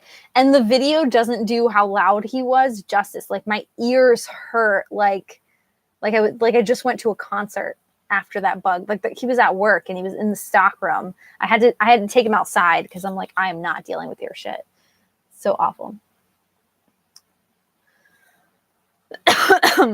Oh yeah, I always do that when I find like at the Dollar Tree, or we have Ollie's here, which is like book outlet in person, super cheap. So when I find copies of books that I love, I try to get extra copies just in case I want to give one away as a gift, or if I want an extra copy to mark up. I just like to waste money that way. But yeah. I don't hate giveaways, but I hate when people make you subscribe for giveaways, or they try to force you into doing things for giveaways. And I get that's like it's just another way to build their channel, but I don't know. I just feel like it ties into that whole, ooh, whoa, cat butt. It ties into that whole being fake kind of thing. Goodbye, Hannah. Love you. No, you can go. You don't have to turn around. I'm not calling you back. Sorry. Didn't mean to interrupt. Oh, she's eating a leaf that I cut off of my pepper plant. Nope. Never mind. She's not. She just wanted to smell it. Okay. Goodbye. Anyway. Cat sighting. Yeah, Hannah. She's so cute. Yeah, he did. So you saw that video, like the bookish video? Yeah. Such a shame because I really liked that video actually. And he could have really, I felt like, and I feel like that video was one of the videos where we got to see more of like the real him. And even in that video, you can see the line between the fake persona as opposed to who PewDiePie really is. Like even in that video, like there were elements of like PewDiePie that like that persona that like would kind of sneak in. Like you could tell he was uncomfortable a little bit, like not uncomfortable, but like, I don't know how to describe it. Like you could just tell like he didn't know, like, yeah, I think uncomfortable is probably the bet. Awkward is probably a better word. Like it's like he wanted to make the video, but like he didn't know like how to be himself kind of thing. Or like he was awkward. So he would like the persona was more like a mask kind of thing. Vulnerable. Yeah. And like the persona would sneak out because like to cover up that vulnerability. Yeah. That's good. That's a good word. Yes. I like PewDiePie, and I don't watch him faithfully at all, especially now. Like, if I watch gaming videos now, because I think PewDiePie is going back into gaming again, which is weird, because I think that's like what was demanded of him, and I think he finally just like gave in to all the bullshit, or maybe he lost the love of gaming, and now he feels, like he wants to game again. But if I watch gaming videos, I usually watch Jacksepticeye. I love Jacksepticeye so much. But that's another person that has turned into, like, he went through a period where he was, like, awkward and then became a persona and now is starting to turn back into, like, himself. Like, there's a blend of, like, the persona, but he also seems more like himself now kind of person. And I think that also happens with like the maturity of age kind of thing. I think age plays into it quite a bit because he's like 20. I think they're both 29. I think they're the same age as me. I'm pretty sure. If not, then they're pretty damn close.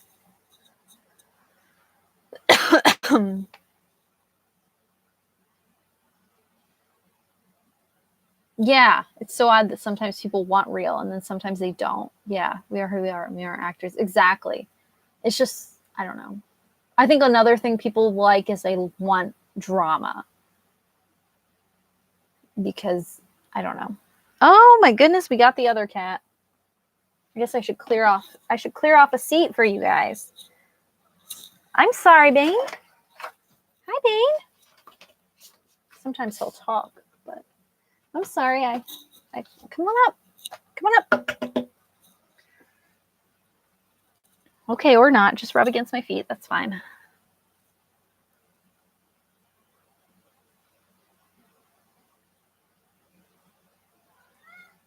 Yeah, I like to watch gaming videos as like a mind-numbing thing. Like I'll watch them before bed. Sometimes I'll even fall asleep to Jacksepticeye, which is crazy because he's like obnoxious sometimes and yelling. But like I'll fall asleep to him. Like his voice is soothing. That lovely Irish accent just does me in. But yeah, like I'll watch it when I really don't actually care what I'm watching kind of thing. Like, which sounds mean to him, but I don't know. Are you coming over? Hi. Uh-oh.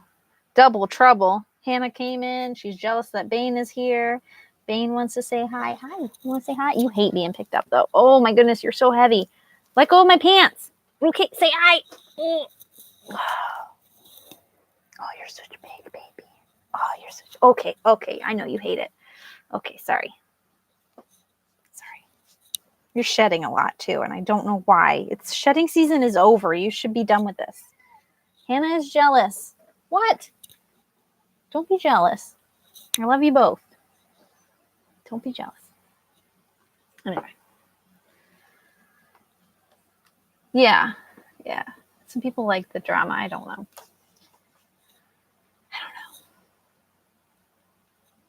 Irish accents are always good. They are. He has a beautiful accent. I love his accent. So does PewDiePie, though, because PewDiePie has like that Swedish accent, and I like his accent, too. Marzia has like this really... Oh, I hated Marzia's voice at first because it was really high pitch and it seemed like it was fake, but I'm pretty sure it's real.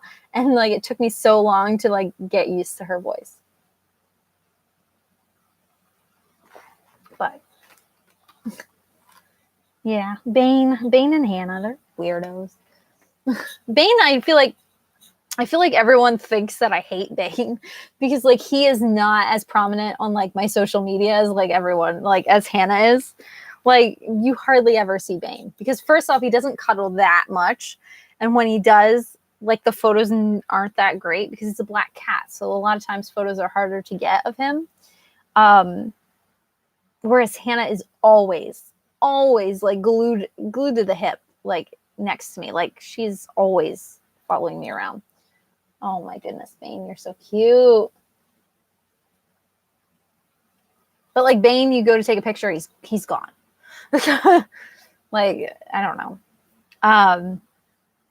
So like he's not, I feel like people, and same with like the videos, like he doesn't like being picked up. So like Hannah will let me like scoop her up and show her to the camera, at least for a hot minute. Bane is like, no, don't touch me. I'll come to you if I want to come to you kind of thing.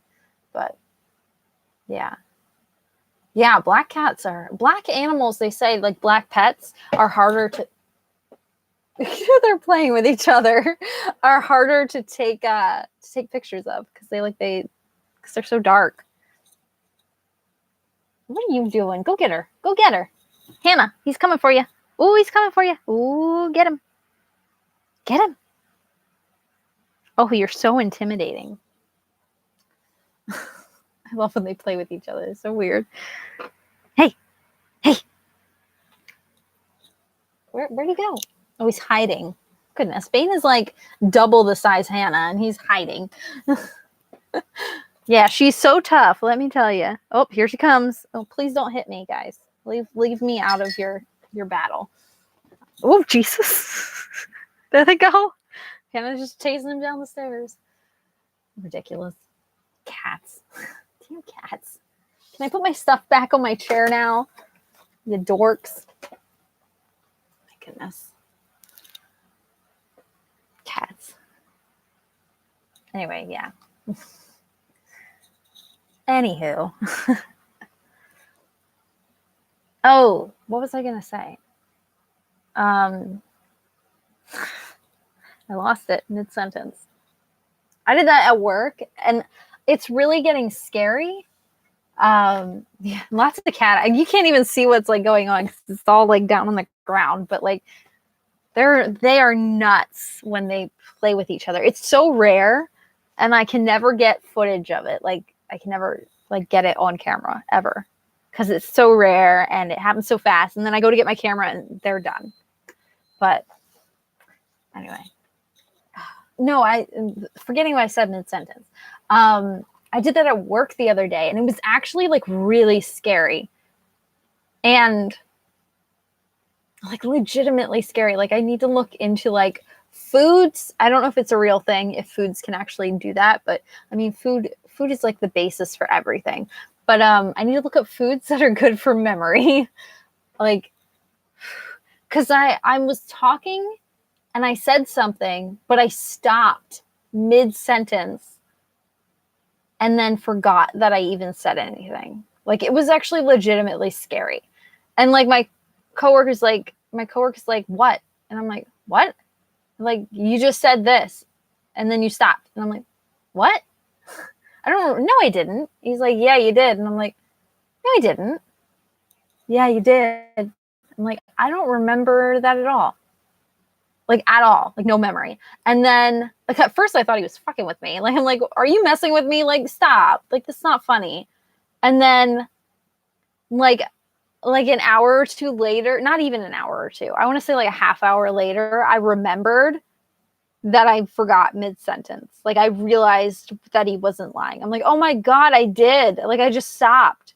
And it just, like, it was blank there. Like, completely just gone. And that's fucking terrifying.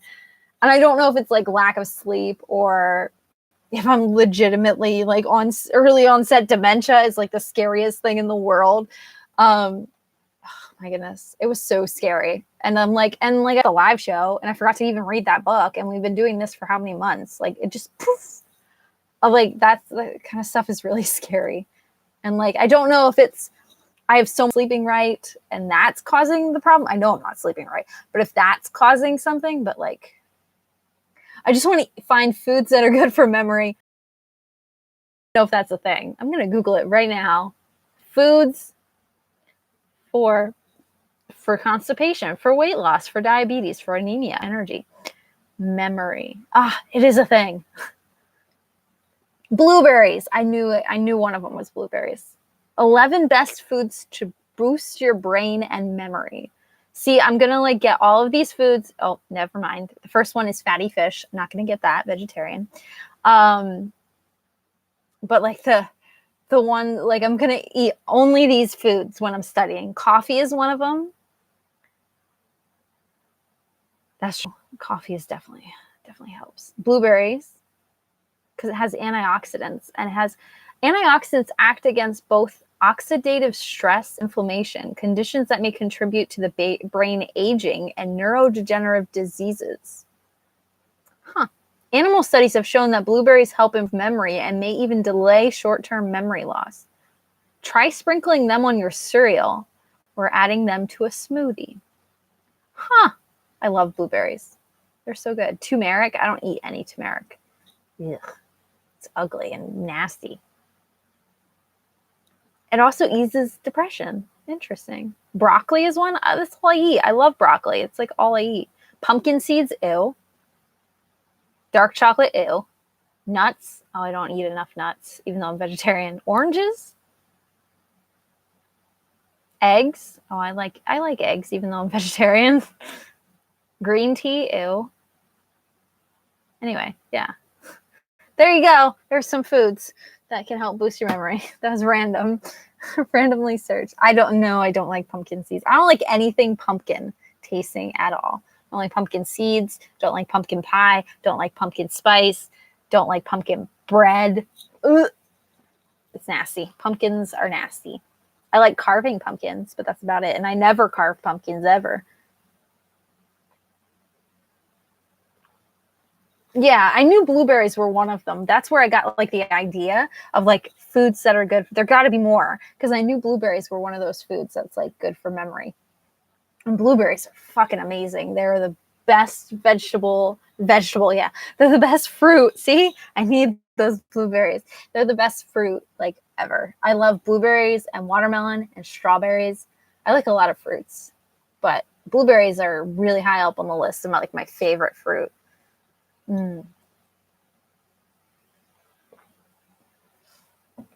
Yeah, everything's like Dunkin's already got all their pumpkin spice crap. Ugh. Yuck. I don't carve pumpkins. It's really funny because every year Josh and I get closer and closer to carving pumpkins. Funny. The first year we had the idea to carve pumpkins. The second year we bought the pumpkins. The third year we bought the carving stuff for the pumpkins and the pumpkins. Or no, we just bought the carving stuff. And then the one year we bought the carving stuff and the pumpkins. And like we just get closer, but then we just forget and let the pumpkins just rot on our porch. Like we never carve them. Maybe this year is the year. We just like we get busy because we have like complete opposite work schedules, and now with school and everything, everything's crazy. And we're going to go on vacation in October, and I'm going to tank an exam because I won't be there to take it. But too bad, because I'll be in Spain. So sorry, school. Hopefully I don't tank the class because of it. It's fine.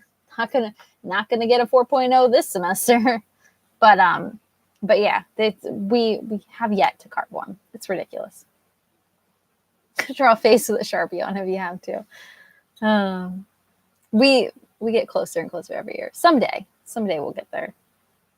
Spain is better than tests. Yeah, I'm missing I'm missing a test in my business class.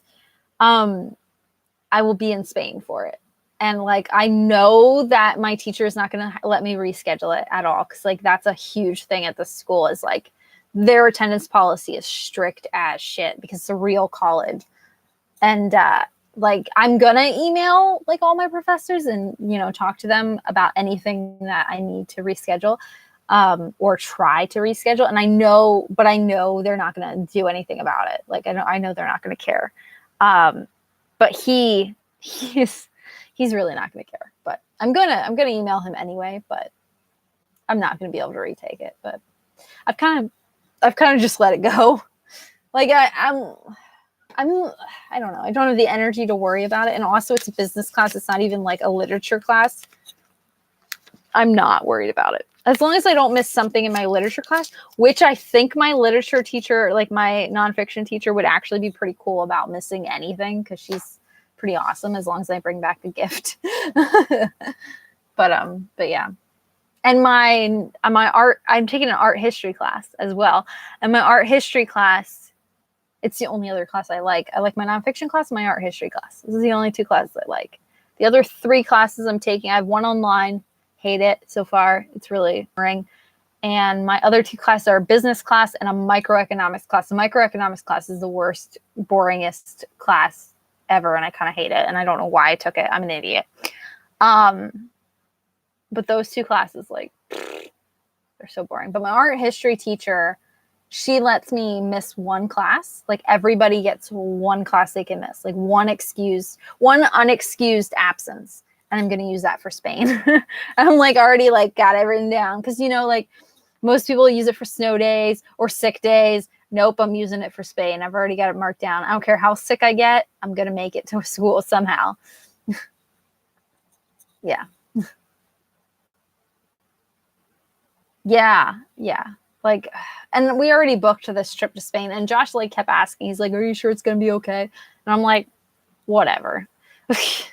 I'm like, I work hard. I work really, really hard. So like, I deserve Spain. So yeah, I don't really care.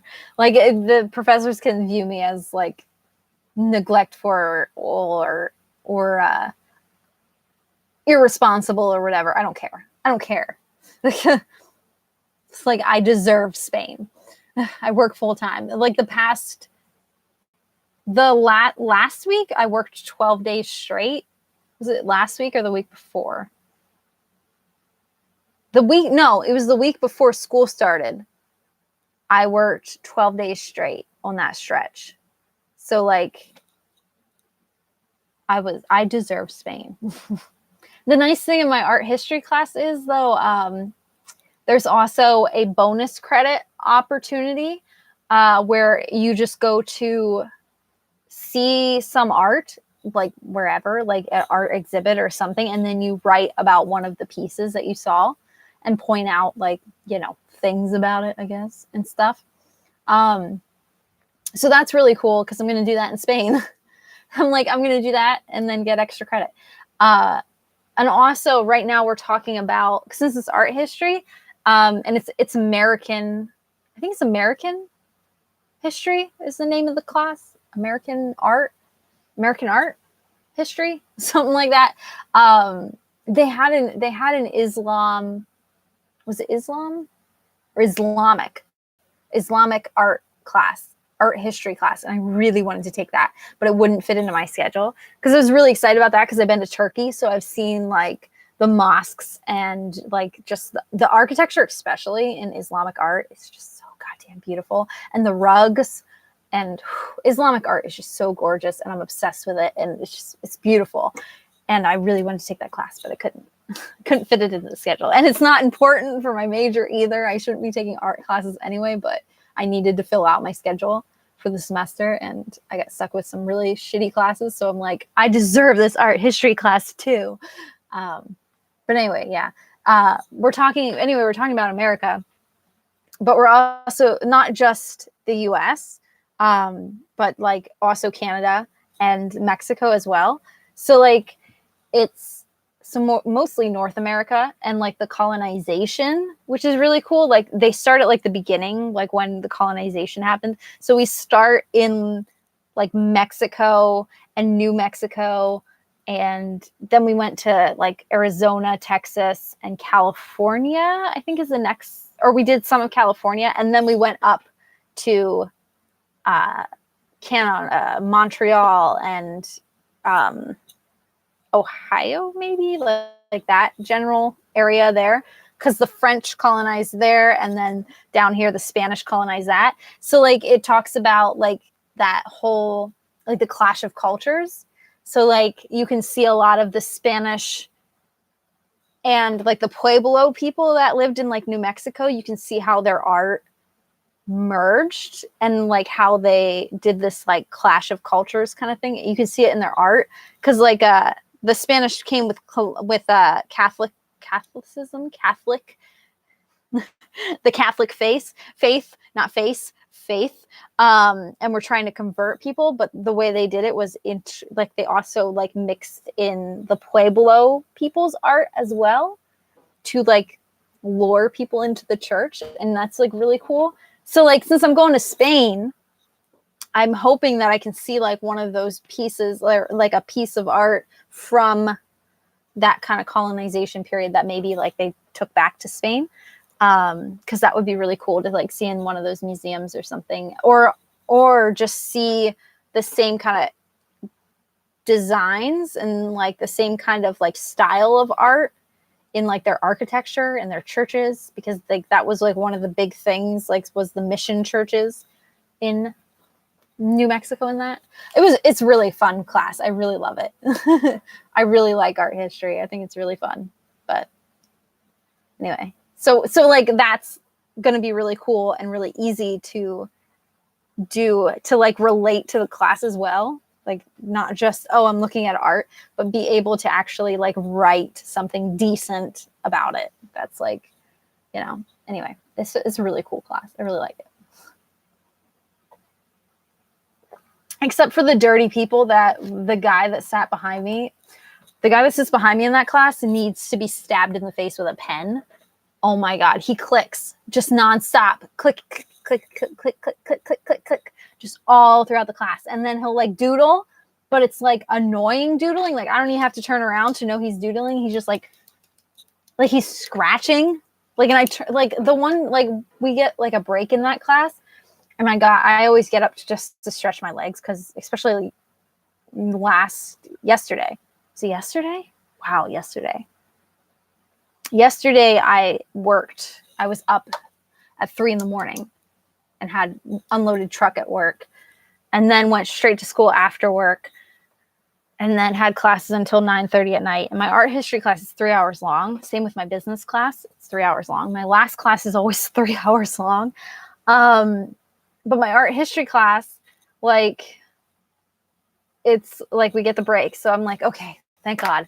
I need to get up and stretch my legs, because they hurt so bad from cramping up from, being at work and walking around the class and all of that. So like I stretch my legs and I get up, and like I just happen to like glance like at his desk, and he just has like doodles, like scratchy doodles, but not like, what are you doing, bro? Like it's not even related to like what we're doing. It's just annoying. Like, why are you in this class? Just go away.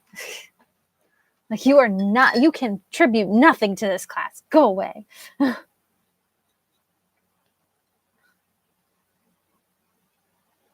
Yeah, I hope they offer the Islamic art class and it can fit into my schedule. I'd really like to take it, but I need to buckle down and focus like on my major stuff. But you're so cute, babe. But yeah, it's actually really, It's really cool. It's a really cool class. I really like that class. I like the teacher, and I like the class a lot. And there's some know-it-all kid in the back though that he kind of annoys me, but it's okay. He's just, at least he's smart and not like clicky all the time. Oh my God. And he coughed on me. I had 2 different people cough on me. Both guys, both assholes, cough like directly on me, like they sat behind me in my microeconomics class and my art history class. I'm like, I'm gonna get sick. Great. Like, you assholes. Ridiculous. Like they coughed on me so much that my hair moved. I'm like, and I had like for my last class, I stop at Starbucks and I waste $5 on a goddamn latte because I need it. But I got my latte and I moved it over into like the middle of me so I could block in case he coughed like on my latte. I'm like, you gross, nasty. They're just, and then now there's like a stomach bug going around campus. I'm like, please keep that to yourself. A cold I can deal with. I don't want it, but I can deal with.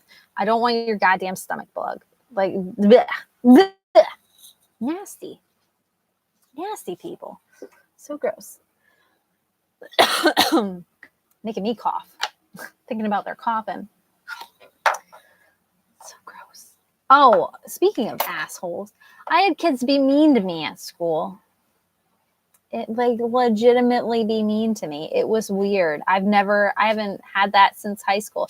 It like, people talk about like triggers, and like legit these kids being mean to me like triggered like high school thoughts and like brought back everything from high school, like including my depression that I went through when my grand passed away. Like, I legit kids were mean to me in my class, and then I like legit cried in my car while eating my lunch. But not because they were mean to me, but more because it like brought up like high school and like everything. And I haven't been in high school since like for 10 years, like 11 years.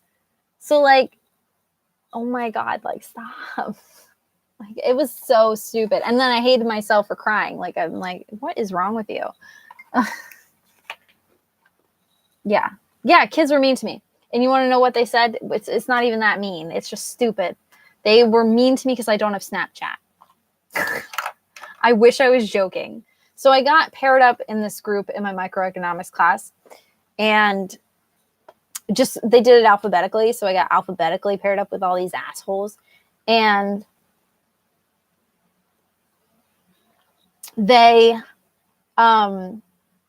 we were sent to the library to work on something. I don't know. My microeconomics teacher is very vague and boring, and I don't really understand him very well. He's like an accent too, so a lot of times I'm like, what did you just say? Which is not his fault for that, but sometimes he's just really boring. But they like, in our group, we were supposed to exchange numbers and stuff just in case one of us misses class or something and has to talk to another student about what they missed, whatever. And I hate that these people have my phone number now, the assholes. But they're like, does everybody have Snapchat? Well, they start off with, does everybody have an iPhone? And I go, I don't have an iPhone. Fuck, who has an iPhone? They're expensive. I have a Samsung S10, which is like the newest, one of the newest phones for Samsung, and I love it. But I only got it because my last phone like died, and I figure if I'm gonna get a new phone, it's gonna be the best phone, so that way I can have it for a long time, kind of thing. Just like my last phone, like I got when I got my last phone, it was like one of the newer phones. So like same with this, like the newer phones, so that way, you know, it actually lasts.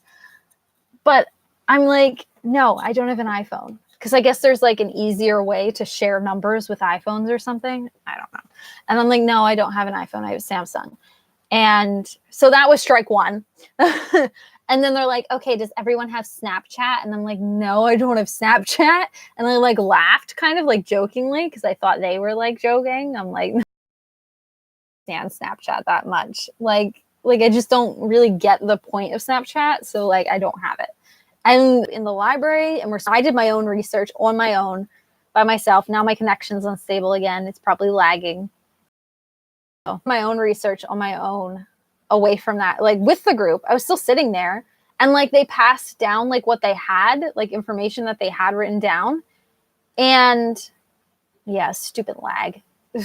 But like they passed their information down to like the kid next to me in our group. But then that kid refused to pass the notes to me. So I just did my own research and like I kept like trying to like talk to the group. I'm like, hey, I found this article about this.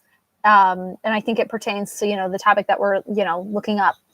And they would purposely just ignore me. And it was so frustrating. Like I wanted to rip all of their heads off. I'm like, you children, you guys are all babies. Like you, like I knew going back to school this late in life was going to be interesting, especially going to a real college. But oh my God, it's bad. Like the age range, like I really like going to a real college. I really noticed the age difference now. Like my Harrisburg, it was Harrisburg Area Community College. It's a community college. So like you have people who are actually there to learn, who are actually there. Like everyone commutes because there's no housing because it's community college. I feel like more people are there to actually learn and to actually get a degree. And there's a lot more older people coming in and different age ranges. Like I felt like there was always someone in my class that was like around my same age range. So like I felt safer. Safer, is that like the right word? I felt more comfortable, I guess. But like now I'm in like a real college, so like there's a lot more younger people, and it's just and there's on-campus housing, so like they live on campus, so they live in dorms, and it's just they're just all assholes. That's the best way to describe it. They're all assholes. So I don't have any friends, which is fine. I'm not that type of person that like I want friends at school, if that makes any sense. Like I don't care about that. I never have, even in high school. I'm like, I don't really care. But I don't need people to be mean to me. Rude. So rude. Yeah, they refused to work with me and just ignored me. And I don't know if a lot of people think I'm younger than I am, so maybe they just thought I was a weirdo because I like was the same age as them and I didn't have Snapchat. I don't think they realized like, hey, I have 10 years on you assholes. Like, I don't have Snapchat because that's a whole generational thing. And also it's just not, I just don't have it. Like I have more important things to do with my life than send snaps to each other. Like, no. I got Instagram. It's the same goddamn thing. Except better. Just so rude. So rude. Anyway. It's very frustrating. I hate group work so much. And I'm really worried because my business class, there's a huge group project in my business class. Like a huge, giant group project in my business class. And I'm like not excited for it. Like you have to like basically create your own business plan. You have to create an item. You have to create a prototype. It's a whole thing. And I'm like, so not ready for that. I'm not ready for it at all. We did pair up in my business class and I paired up with the guy next to me, which I think he's in my microeconomics class too. But like, I'm not sure. He's not in my group in microeconomics, but I think he's in that class. Unless if not, there's someone that looks just like him in that class, but I'm like super awkward. So I'm not going to be like, hey, are you in my class? Kind of thing. But I'm kind of just waiting for him to ask. I'm like, I'm pretty sure it's him, but if it isn't, I don't want to like be weird. But anyway, yeah. Yeah, that's the difference. Yeah, the difference between a real college. It's so weird. It's so weird.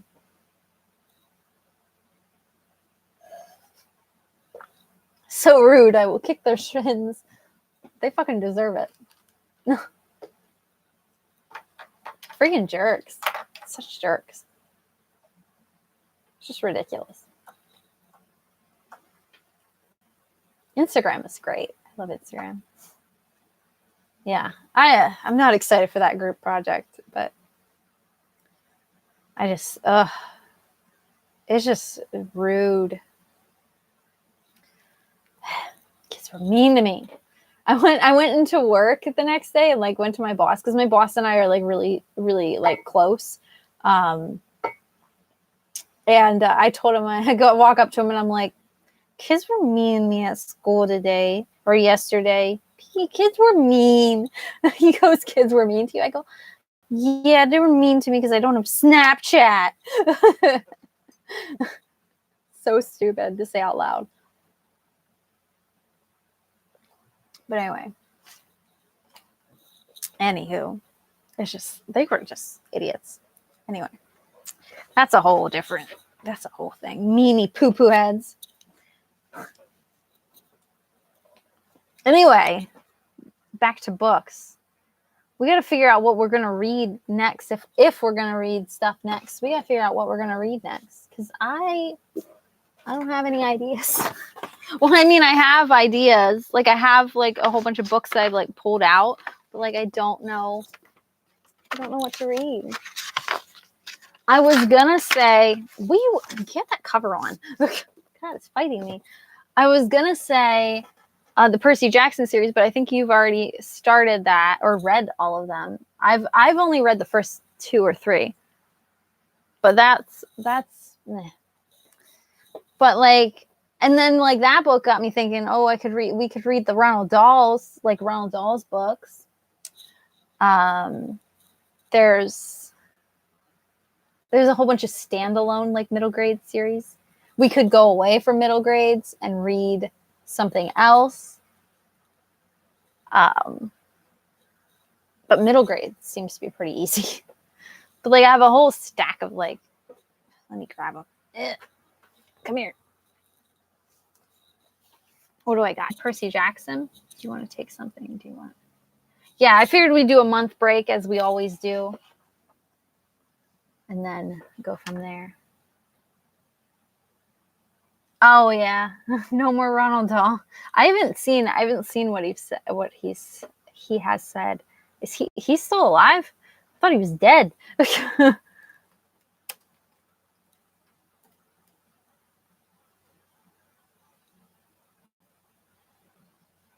Oh, he did die in 1990. He died when I was born.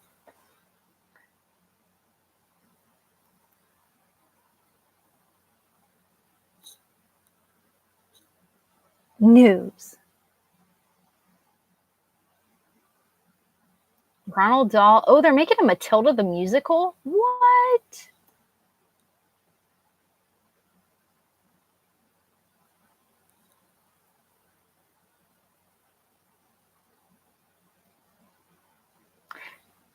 British spy master used 07 martini. I don't know what that article is. It's weird.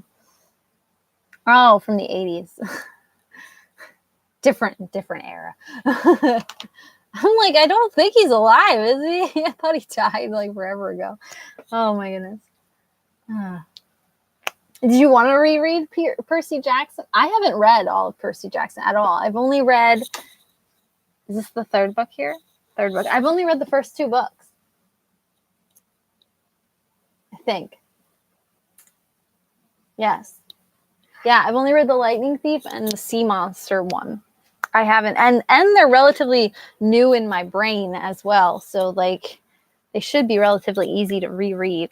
But it's a series that I've been trying to read, but, like, I just keep forgetting about. But I also feel like that series could, like, go on forever for us. Because, like, they have Percy Jackson, then they have the next one, then they have the other one. And So that would be a good one because like it would never end. Trying to think, yeah. Oh, it doesn't matter. We could start at book 1 or book 2 or book 3. It doesn't matter.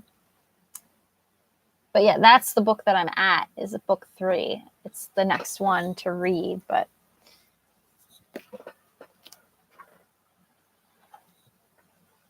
they do have 3 series, but we could at least like start with Percy Jackson. That was one of the ones on my list, but I didn't know if you would want to read because you've already read them. I haven't read them. My sister actually made me read them, which is funny. She's like, you have to read the series. You have to read the series. You have to read the series. And I'm like, okay. I was going to say Goosebumps, but you've already started like reading your Goosebumps. I have a ton of Goosebumps. Why do I have like 5 copies of Witches by Roald Dahl? There's like 100 in the stack. I like pulled all of my middle grade books off my shelf. A series which I haven't read ever. I bought this book like when I was younger because it reminded me of Series of Unfortunate Events. I feel like Series of Unfortunate Events was like a catalyst for some really dark, weird middle grade series. But there's this one that's called Heck, which is Where All the Bad Kids Go. This is like a whole series. I think it's like Milton and Marlowe die in a marshmallow bear explosion, and they're sent straight to Heck, an otherworldly reform school. So they're sent to hell, basically, but it's like a reform school. Blackbeard the Pirate. So there's like, I don't know, there's just like this whole dark, I have a lot of dark middle grade series. Here's another one. Yeah, this one, it even mentions, there's this one, which is like Dreadful Acts, A House Called Awful. I'm not sure which one is the book in the series, though. Oh, it says right on it. That's the first book. It's like, it's the Eddie Dickens series. This says on the back here, kids who lap up Lemony Snicket's series will take quickly to this tale and clamor for the next. I guess it also has to do with like what you have available like to you, because I know you're done with your library as well, because you did your last library trip. So like I guess it also has to do with like what you have access to as well. But I mean, you don't have to decide now. We have a whole month. We'll take a month off and you can decide then if you have to. But there's also this series as well, which is like Nightmares. I have this series on my thing. I think this kid like is like an insomniac. I'm not sure.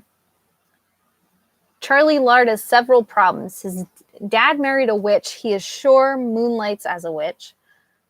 Oh, he married a woman who he is sure moonlights as a witch. I can read.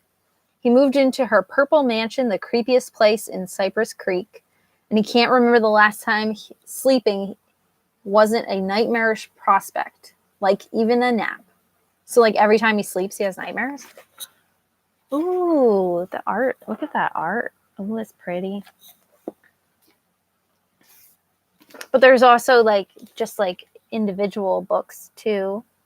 Like I have Sweep on my thing, but I think this one's a relatively newer. Oh my God, it's so pretty. This one's like a relatively newer book. Yeah, like you can always see like what ebooks, yeah. Nightmares. Yeah, this is a whole series, I think. I think it's a little bit chunkier, but I think I have the first 3 books. I don't know how many books are in that series. I should probably look into that.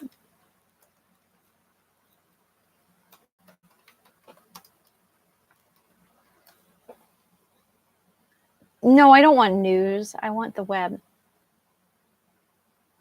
Parents are claiming billboards for the It sequel are terrifying to children. Oh my goodness. No shit. It's a horror movie. Oh, and then they have my gorgeous, what's his face? What's his name? I don't even know. Bill Skarsgård. I love him. Goodreads. There we go. That's what I want. My goodness, my nose itches. I'm allergic. This one's, well, these are written by Jason Segel and Kristen Miller. This is the same duo, I think, that did that Other Worlds book, which is relatively new, but this is like their middle grade series that they did together. I think there's 3 books in the series. 3? Or maybe there's more coming, but so far there's 3.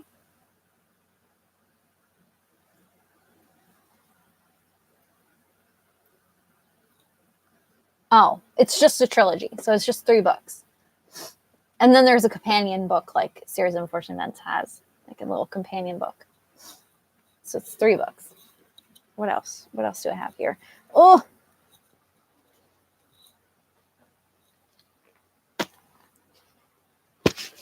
Oh my goodness. Come here. Come here. Come here. Come here. Good Lord. It's like calling my cat. I just like pulled a ton of books like off my shelf like before we did the live show. Like when I woke up and was waiting for my coffee to brew. I'm just like, just grab all the books. So, I gotta sneeze. There's also this series I have on my shelf. I don't know which book even comes first. The Last Wild. I think this is about a kid who can like talk to animals or something. I'm not sure. There's also the Magic Misfits series by Neil Patrick Harris, but I feel like this might be harder to get because it's a newer series and it's Neil Patrick Harris. I also have this random Shadow Weaver. I still haven't read the Cirque du Freak series, but I am also reading the Zombie series as well, but they're all right. And then, I mean, or we could also like branch out to something different. Either I'd like Sue Grafton's series that I want to read eventually. Stop it, you stupid fly. I have this. This is like paranormal romance, I think. There's somebody's belly button. Mix of horror and romance. That's a Laurel K. Hamilton. I've heard good things about her stuff, but I've never read it. And then there's like the Black Wings, which is paranormal. This is that same author that wrote Lost Boy and Alice and all that. Anyway. Whatever. Sweep looks Canadian? Is that the one that you said looks Canadian? Sweep probably has some holds. Yeah, a Sweep is a relatively newer book too, I think. Is the guy Canadian or girl? Guy, I think it's the guy that wrote this. Oh, he lives in Pittsburgh. Huh, that's in Pennsylvania. That's like not far from where I live. It's like an hour away. Not even. No? 2 hours? Might be 2 hours. Maybe 3. It's not 3. Might be 2 hours away. But, that's interesting. Anyway.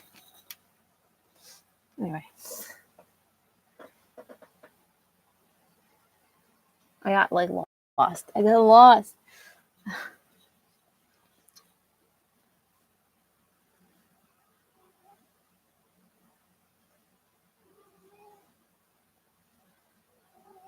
Hey, honey.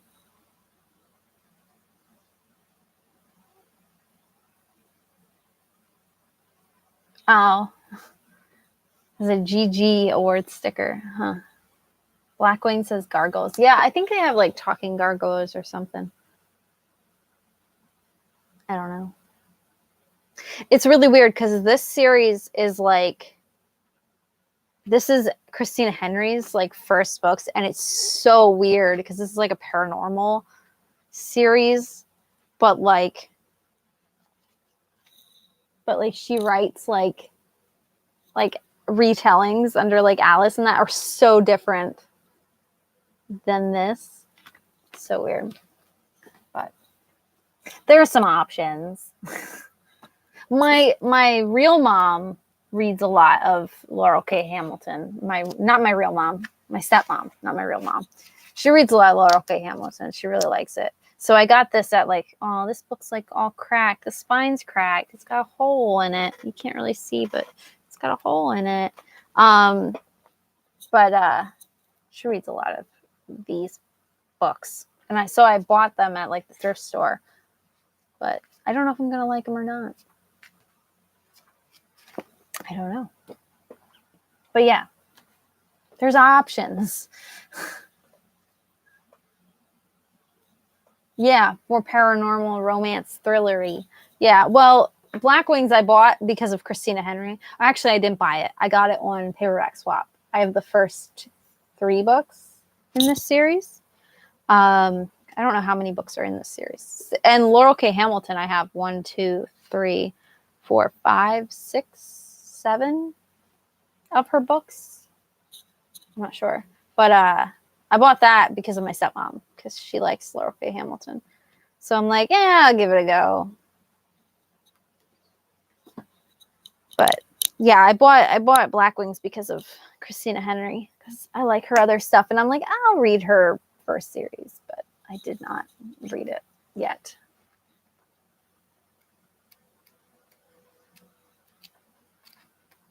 But yeah. But we could always read more than one too. Like if you want to like read more than one series, that's fine too. We have options. We have a whole month to think about it. But yeah. Yeah, Christina Henry's really, her other books are so dark. I do not recommend them for people who are sensitive. Sensitive is the best way to say it.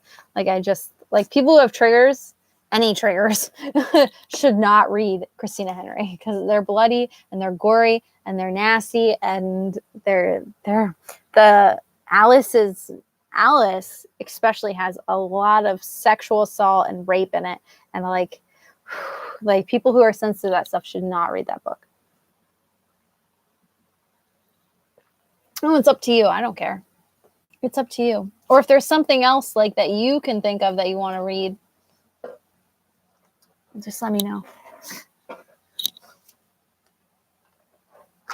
I just grabbed whole tons of books.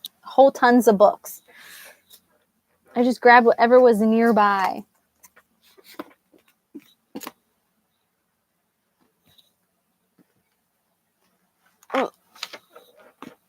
Oh, sugar. My chapstick.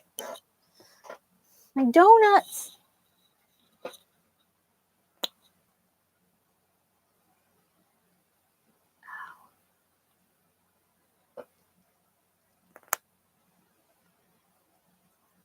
Oh, yeah. If you want to. I could read the second Morgan Crow book. That's really random, but yeah, I could. I guess it's not that random. It's still middle grade. Yeah, I just bought the second book. I don't know where it is. It might be in my bedroom actually, because I just got it. But yeah, I do have it. I just bought it. I bought it immediately after I read the first book because it was that good and I loved it so much. But yeah, it was good. Wanderlust, it's called, or something like that. The first book is so good. Oh my goodness, I love them. Loved it. It was so good. Yeah, I have it. It's somewhere. I do have it. I don't know where it is at this. Oh, I can see it. Actually, it's right here. I see it. Oh, there's another middle grade series. Crenshaw. I don't even know what that one's about. Yeah, it's chunky, but I have it. Yeah.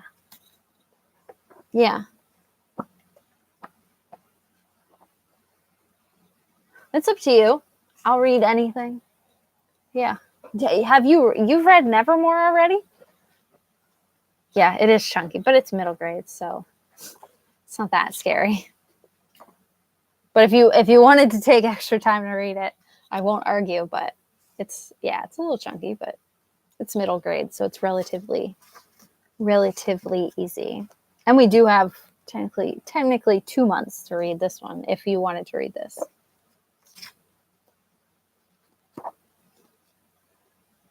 Oh, I love the illustrations. Oh, it's so exciting. Oh, you did. I didn't know that. Oh, it's so good. Yeah, we can read this one if you want. We could start with this and then go from there. Because I don't know when the next, are they making another book? Oh, that's a very good question, actually. I really want to know. I'm sure they are. I don't think it's just going to be a duology. I hope not.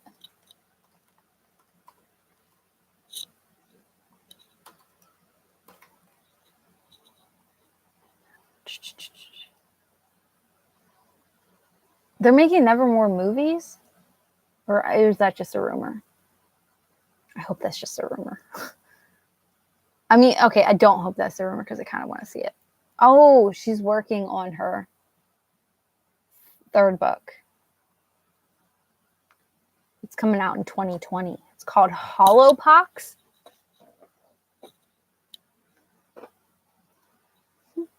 That's cool. I'm excited.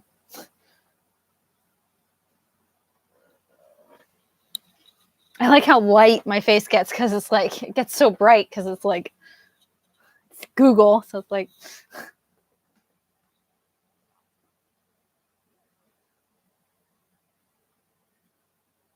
oh, see, I loved Nevermore. I think a lot of it was, although I wish a lot of people wouldn't compare it to Harry Potter because I feel like that kind of distills it a little bit. But I don't know. I really liked it. I thought it was good. I like that how it's like a little bit dark, which is something I like in my middle grade series. Anyway, I talked about it in my wrap up. It's fine. Yeah. Yeah, and I think that hurts. I feel like it hurts Harry Potter and it hurts Nevermore to compare them like that. Something bit me. There's a little tiny dot on my hand now. What the heck? Oh yeah, I have ivy up there. I forgot that I bought ivy. I should probably water that plant. That's really random. I just saw it right there. Oh, I should water that plant. Whoops. The problem with it, it's a hanging plant, but it's up so high that like I keep forgetting that it's up there. Get out of here, stupid fly. Yeah, and I feel like it's, I don't know. Like I said in my wrap up, I think it's better than Harry Potter. I hate Harry Potter though, like as a character. I like Harry Potter, but I hate Harry Potter as a character. I really hate him so much. He's such a piece of shit. That's awful. It's awful. Some people are going to come at me. No, I just don't like him. I think he's really annoying. And I think that's the Slytherin in me showing. But like Morgan Crow, like I really liked her as a character, like a lot. And I think maybe that's why I like the series so much more, or I liked that book so much more, is because I like Morgan Crow better as a character. She just seems less whiny, I guess. Maybe it's because she's a girl and like it's more relatable, but she just seems stronger. I don't know.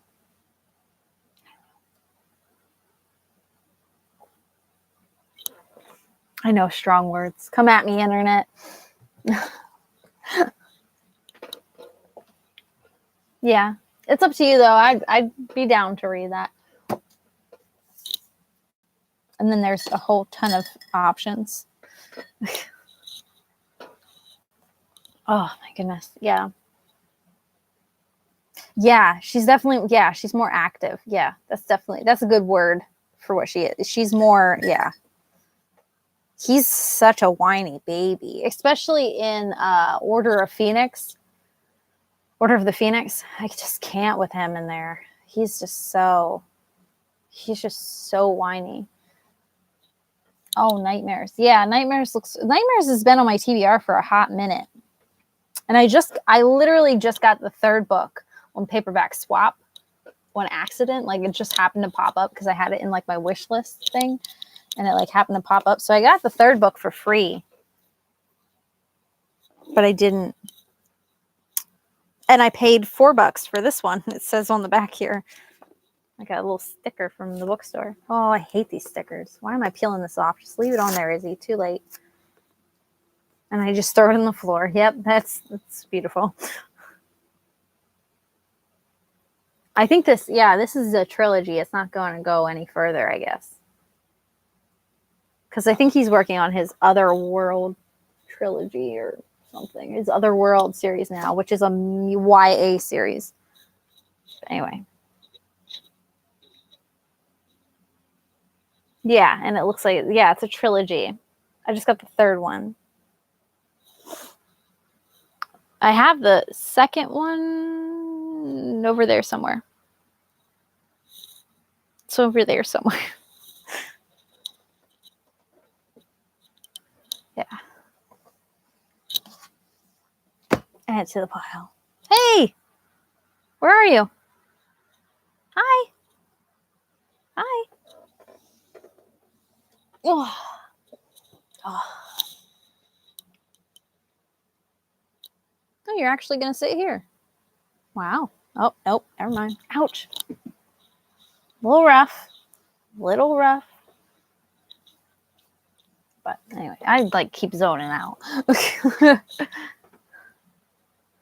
There's also the Beastly Dreadfuls. Oh, I forgot about that series. Oh, goodness. Where is it? Where is it? I can just see it from over here. Ouch. Ouch. Ouch. Will you get out of here, bro? Jesus. Cats. I'm tripping over them.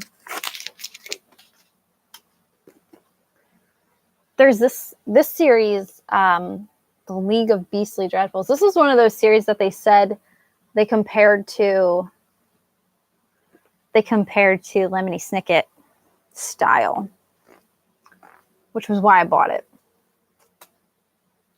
There's also, that might be in my bedroom. I'm not sure where that book went, but there's also Ivy Aberdeen's Letter to the World or something. That's got LGBT elements to it. I don't know where that is. I don't see it from here. Oh my goodness. Cats just keep coming in. Hi. Hi, honey. Are you going to what are you doing?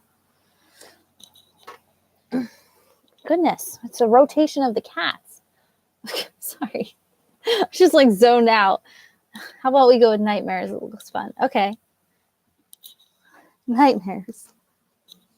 Oh, the League of Beastly Dreadful. Yeah. I'm just keep giving too many options. It's like option overdose. But I mean, maybe we can read that one after Nightmares. Oh, Ivy Aberdeen. Yeah. League of Beastly Dreadfuls. Yeah. Hi, honey. Hi. You're a distraction. You are. You're so cute. I'm sorry. I'm sorry. There's plenty of time to read whatever. At least, well, Nightmares we know is a trilogy. So that helps that we know there's not going to be any more books. I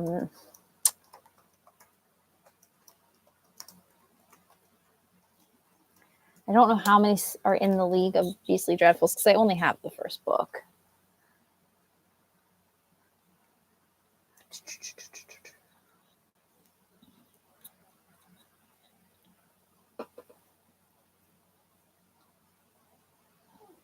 Hi, honey.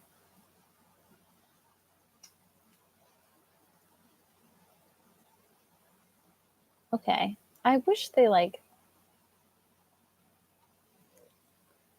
other books in the series.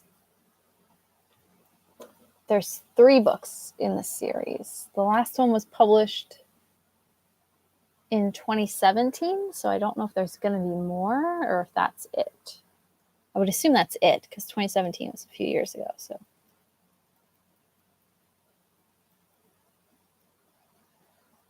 that's all she's ever done, this author. She only made those books. And then she did a combo, picture book, like a kid's picture book. Huh. Let me just add these to want to read.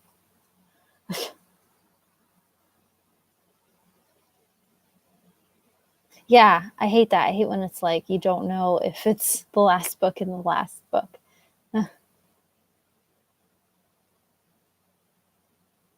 Aberdeen. I don't know where I put Aberdeen. I think I have it. I know I have it. It's either on this shelf or it's in the bedroom. But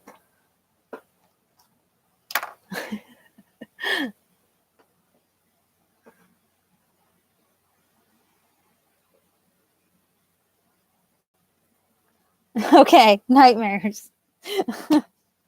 Final answer. Yeah, and I feel like we can always go to we can always, since there are only 3 books, we can always read something else after that. Like, and now we have options, and like I'm sure you'll find more options as well. I'm sure we both will. Middle grade seems to be, it's like a middle grade book club. Oh my goodness, this is really, really cute. So I don't want to spoil anything, but do a section where there's no like pictures. Oh, there are pictures all over the place. Okay, here, I'll show you. So there's little spiders hanging from the numbers, and they change the length. Don't look at that. Don't look at that. Don't look at that illustration. They change in lengths. Like sometimes they're like longer, and then sometimes they're like shorter. It's just really random. It's like, I don't want to look. Spoilers. I feel like middle grade is just so much easier to read as like a book club because you have a whole month to read a kid's book basically. And I feel like middle grade has so many more. I feel like not enough people read middle grade. That's the thing. Like I feel like not enough people read it.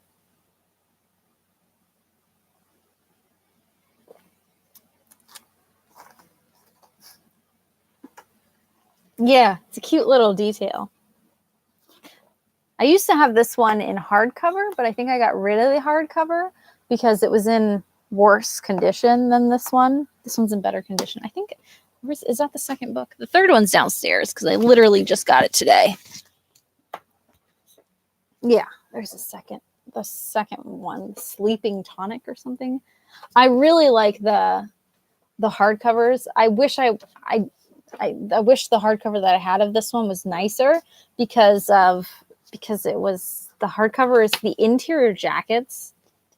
I mean, you'll probably get them from the library, so unfortunately you might not see these, but like that's what I'm here for. The interior jackets are like bugs and potions, and they're really pretty. But the paperback doesn't have that. And even like they have like little details.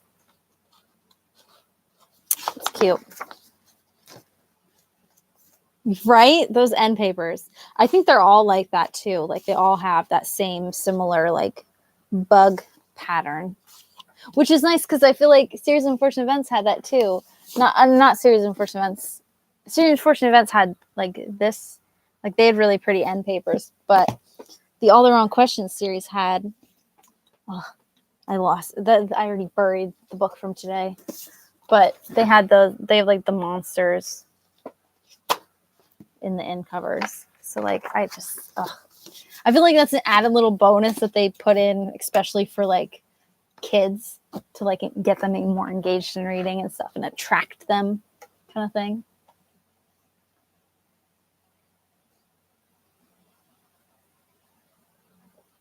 Oh, middle grade?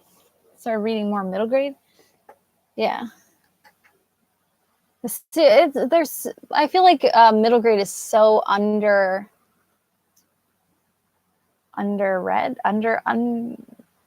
No, that's not the word I'm looking for. Underrated. That's the word I was looking for. Woo. It's such an underrated, especially on BookTube. Like I don't think enough people read it. It's just because it's easy and it's fun, and there's like some of the themes can be translated for adults. Like I feel like I don't know. It's just great. And I feel like middle grade is also an age range, I guess, that is growing as well. Like you see that in like Ivy Aberdeen's Letter to the World is I think that our main character is lesbian. Well, I guess she's a kid, but like I think she likes girls. I think. So like we're starting to see like LGBT themes in middle grade a lot more, which is really cute. And we're starting to see more diversity in general in middle grade. And it's really nice. I think it's pretty great. Yeah, middle grade march. Yeah. I've never participated, which is ridiculous because I like middle grade a lot, but I've never participated in middle grade march. But I have seen it, but I never participated because I'm awful.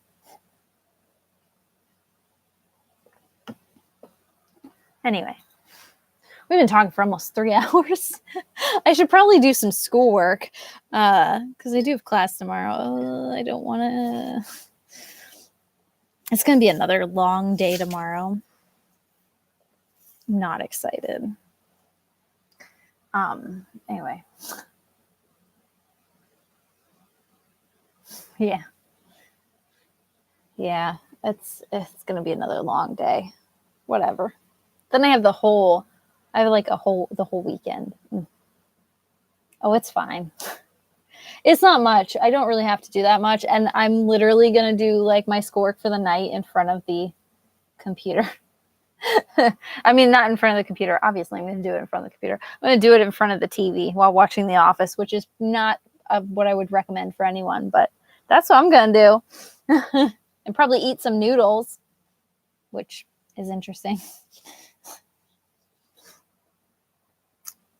So say we take September off and read Nightmares in October. Yeah, it works for me. I think that's great too because October is like Halloween and nightmares. It's gonna like work out perfectly because it's got like witches, supposedly, and nightmares. And I really want to peel off the sticker, but it won't come off. Why do they make stickers like this? Oh no, I made it worse. Made it worse. I think this one's gonna be really fun because we've got those same like dark themes that I like in my middle grade series, but like also played with lightly. And there's lots of drawings, but I want to stop peeking. That works out. Yeah, that works for me. I guess I should schedule a day for the live show. I should actually put it in my phone. I think I put it in the phone last time and I still didn't even look in my calendar on my phone. Like it didn't notify me or anything because I'm an idiot and I didn't put on a notification. So it's a bit far into the future, but we can always change it if we get closer. Like I said, Tuesdays and Thursdays do not work for me anymore, unfortunately, because I do have school those days now, unfortunately. So it would have to be any other day at night. At night probably works. So like Monday, Wednesday, Sunday, Monday, Wednesday, Friday, Saturday. So yeah, any day that isn't Tuesdays or Thursdays now, because those are taken up by school. I am unfortunately sitting probably very unhappy in a classroom. Monday the 28th. Yes, that works for me. Oh, I'm in November. Go back. Add. Now, make sure you put a notification this time, Izzy. Nightmares. Live show.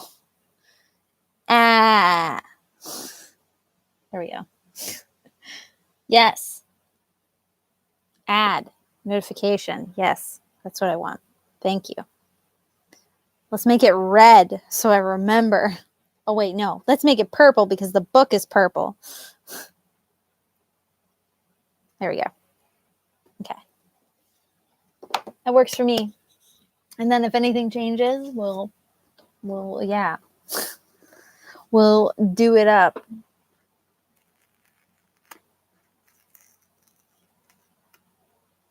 Like if I forget, because I'm me. God, this sticker. Okay, just stop, Izzy. Stop. Stop. Yeah, I'm excited too because this book has been sitting on my TBR for a hot minute as well. So like, I'm excited to see what it's all about. I hope it doesn't suck because we have 3 of them to go through. But I don't think it will. I think it looks really good. It looks cute. And then we also have options, so we have time to think about options for later on too. And I'm sure there will be more middle grade series that crop up. I should really just make a Goodreads like list of all middle grade series. I should do that, but I suck at making lists. I should make a list in my book, in my little notebook, because that's where I'd actually make a list. I suck at making digital lists.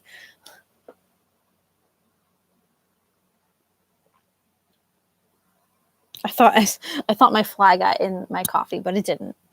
There we go. Cover that back up. Yeah. Yeah. I'll have to also like look.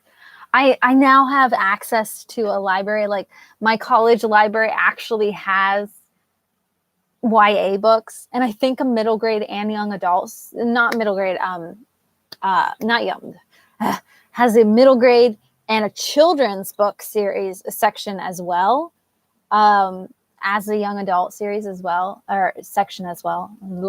I'm forgetting words. Yeah, they actually have. I haven't been able to explore it, but I'm actually hoping to do that tomorrow, assuming I get all my schoolwork done tonight and I don't have to do any, because I have an hour break in between my last class and my second class.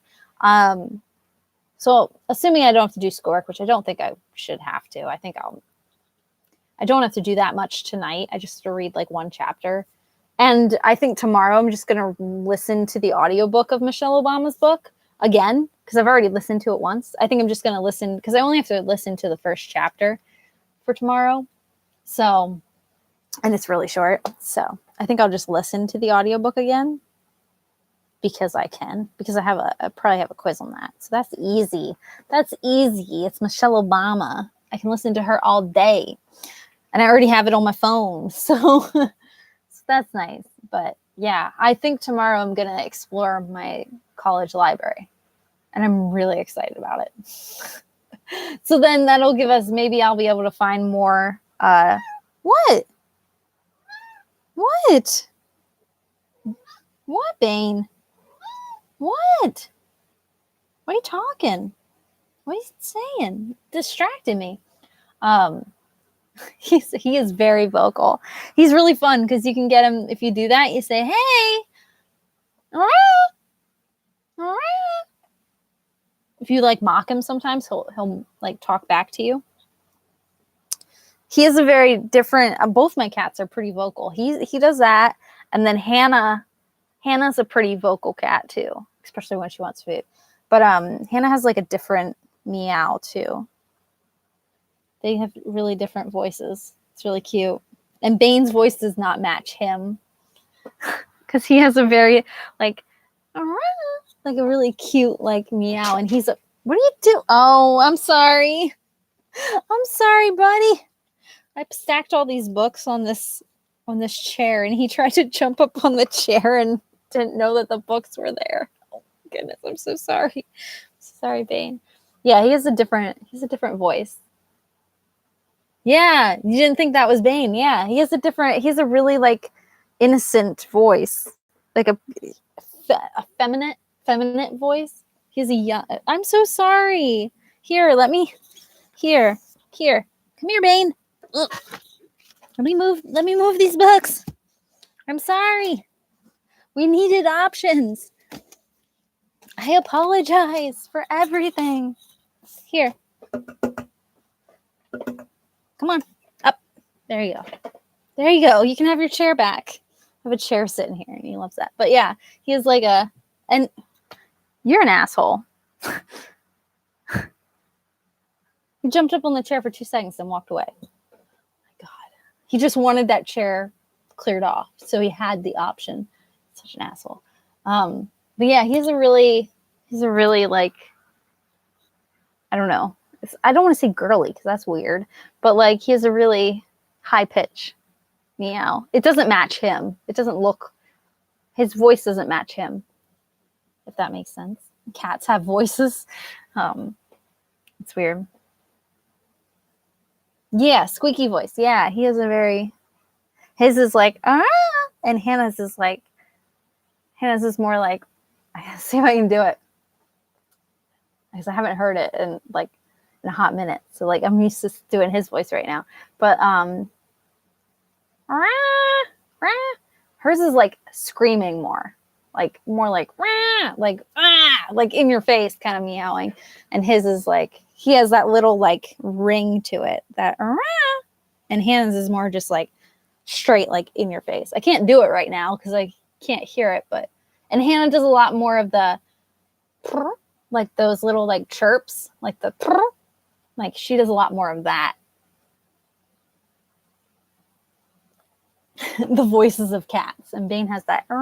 It's very signature to Bane. Because we do that all day. Like he'll come into the. Josh hates it.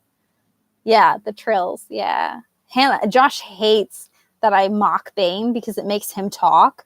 He hates it because like I'll do it sometimes even when we're watching shows or watching movies, and I get that's annoying, but I can't help myself. Like he'll come walking into a room and he'll do that little and I'll do it back and I'll do it and we'll just do it back and forth, and Josh is like, stop. Will you stop encouraging him? I'm like, what? We're talking.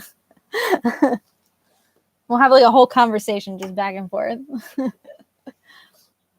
Which is funny because they say that cats don't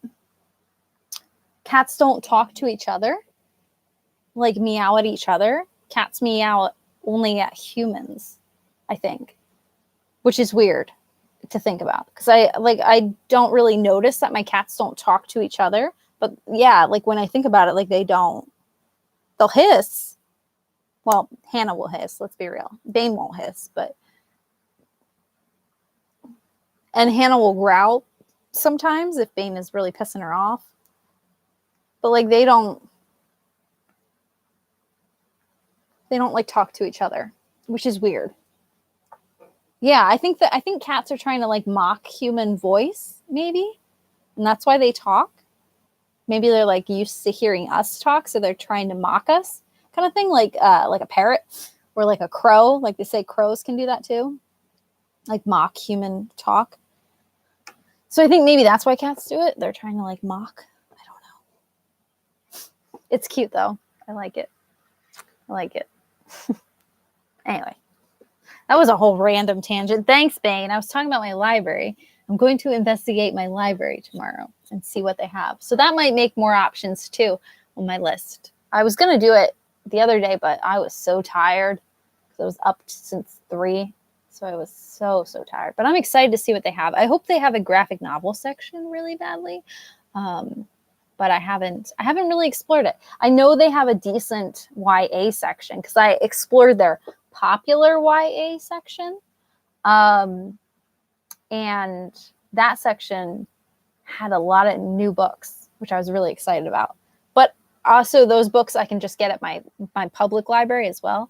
But I'm interested to see what they have because I know because they have education classes there at Hack. So I know they have a lot of kids books as well at the library, which is really weird, but cool. Like they have like picture books at the library, like very much on display, which is something I'm really not used to because Hack didn't have any of that. Like Hack did not have a YA section at all. What? Yes, I hear you. Gosh, stop talking, Bane. We hear ya. I'm right here. He's like, I'm sick of you sitting in that chair. Yeah, studying, teaching kids. Yeah, so they have those books there. So I kind of feel bad, like renting some of those books and like taking them away from people. But screw it. That's what the library's there for.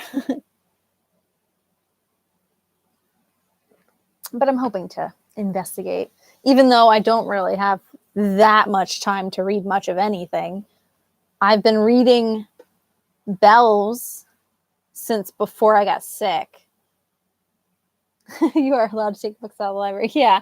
It's weird to have like a college library like that. You know what I mean? Like it's weird to have a college library that actually has like YA, because Harrisburg Community College did not have that. They had like a very short like compilation of like fiction, but it was mostly like classics and high end literature, if that makes sense. High end. I don't know what I'm trying to say. But they didn't have no YA at all. No, and like the fictions that they did have was like not prominent fiction. Like they didn't have like a Stephen King section or anything like that. It was all like classics and stuff. Like because I think it's because it's a community college, so people aren't there for leisure reading really. But since people live on campus at Bloom, which is where I'm at now, since people live on campus and it's a real college, they have, actual books in the library. So I'm actually really excited to see what all they got. So it's going to be interesting. But anyway, yeah, I hope it goes well. I hope there's good stuff, but we will see. We shall see. Anyway, I guess I should probably go and do my other schoolwork. I should probably eat something too. I've had like coffee. It's like all I've had since I woke up from my nap. The nap was great though. Definitely worth it. Yeah, the real college has real books. Yeah. Yeah, actual books. Makes sense. Yeah. Yeah. Yeah, so we will read this bad boy. Yeah, we should get dinner. Yeah.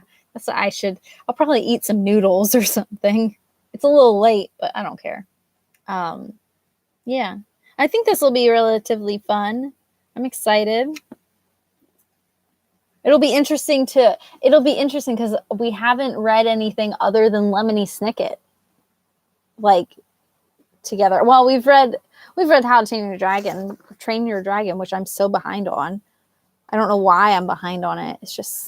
I just been so busy, I keep forgetting about it. I gotta get caught up on that series. But yeah, so it'll be interesting to see if any of the same themes come into play in here. So I'm excited. Anyway. Let's go get food. Yeah. See, she's here now. Hi. Hi, Hannah. You're not going to talk? Hey. She's got more of a, right? Oh, nope, I'm doing Banes. She just looked at me like I was an asshole. She's like, you are not Bane. Stop. Hannah. Yeah, she does a lot more of the like the little noises. Anyway. Hi, thanks for coming in, Hannah, and clearing that up for us. Where are you? Okay. Anyway. Anyway. I will see you soon. I'm sure I'll see you around on social media and everything, Instagram and YouTube. I'm going to try to get back to like a YouTube, not a schedule because I'm me, so I won't do a schedule, but like actually doing some YouTube videos because like I've been kind of AWOL because that happens with school because it just happens. It just happens. But I should do an announcement and be like, hey, we're reading this book so we can see if anyone else wants to read with us, but I'll probably forget. Let's be real. And I'm okay with it just being us anyway, me just doing a random live show. Anyway, I'm going to go. Goodbye. I guess I should go eat food and I should actually do schoolwork. Anyway. It's been 3 hours. It's a long chat.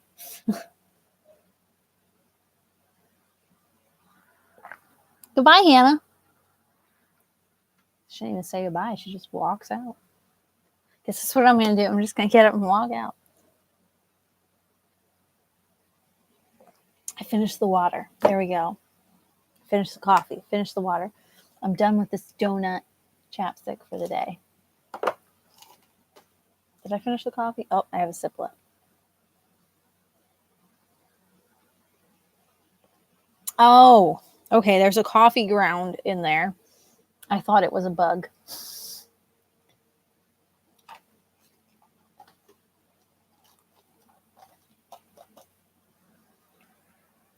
Anyway, I guess I should say goodbye. Goodbye. Goodbye. Goodbye.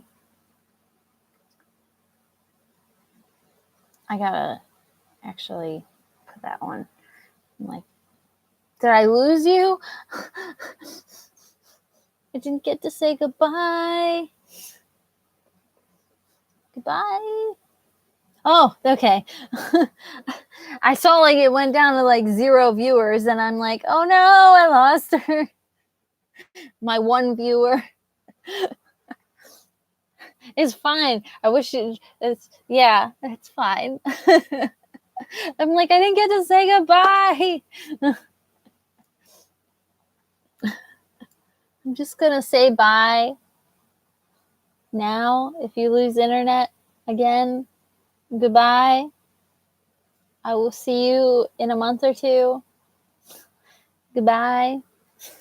Goodbye.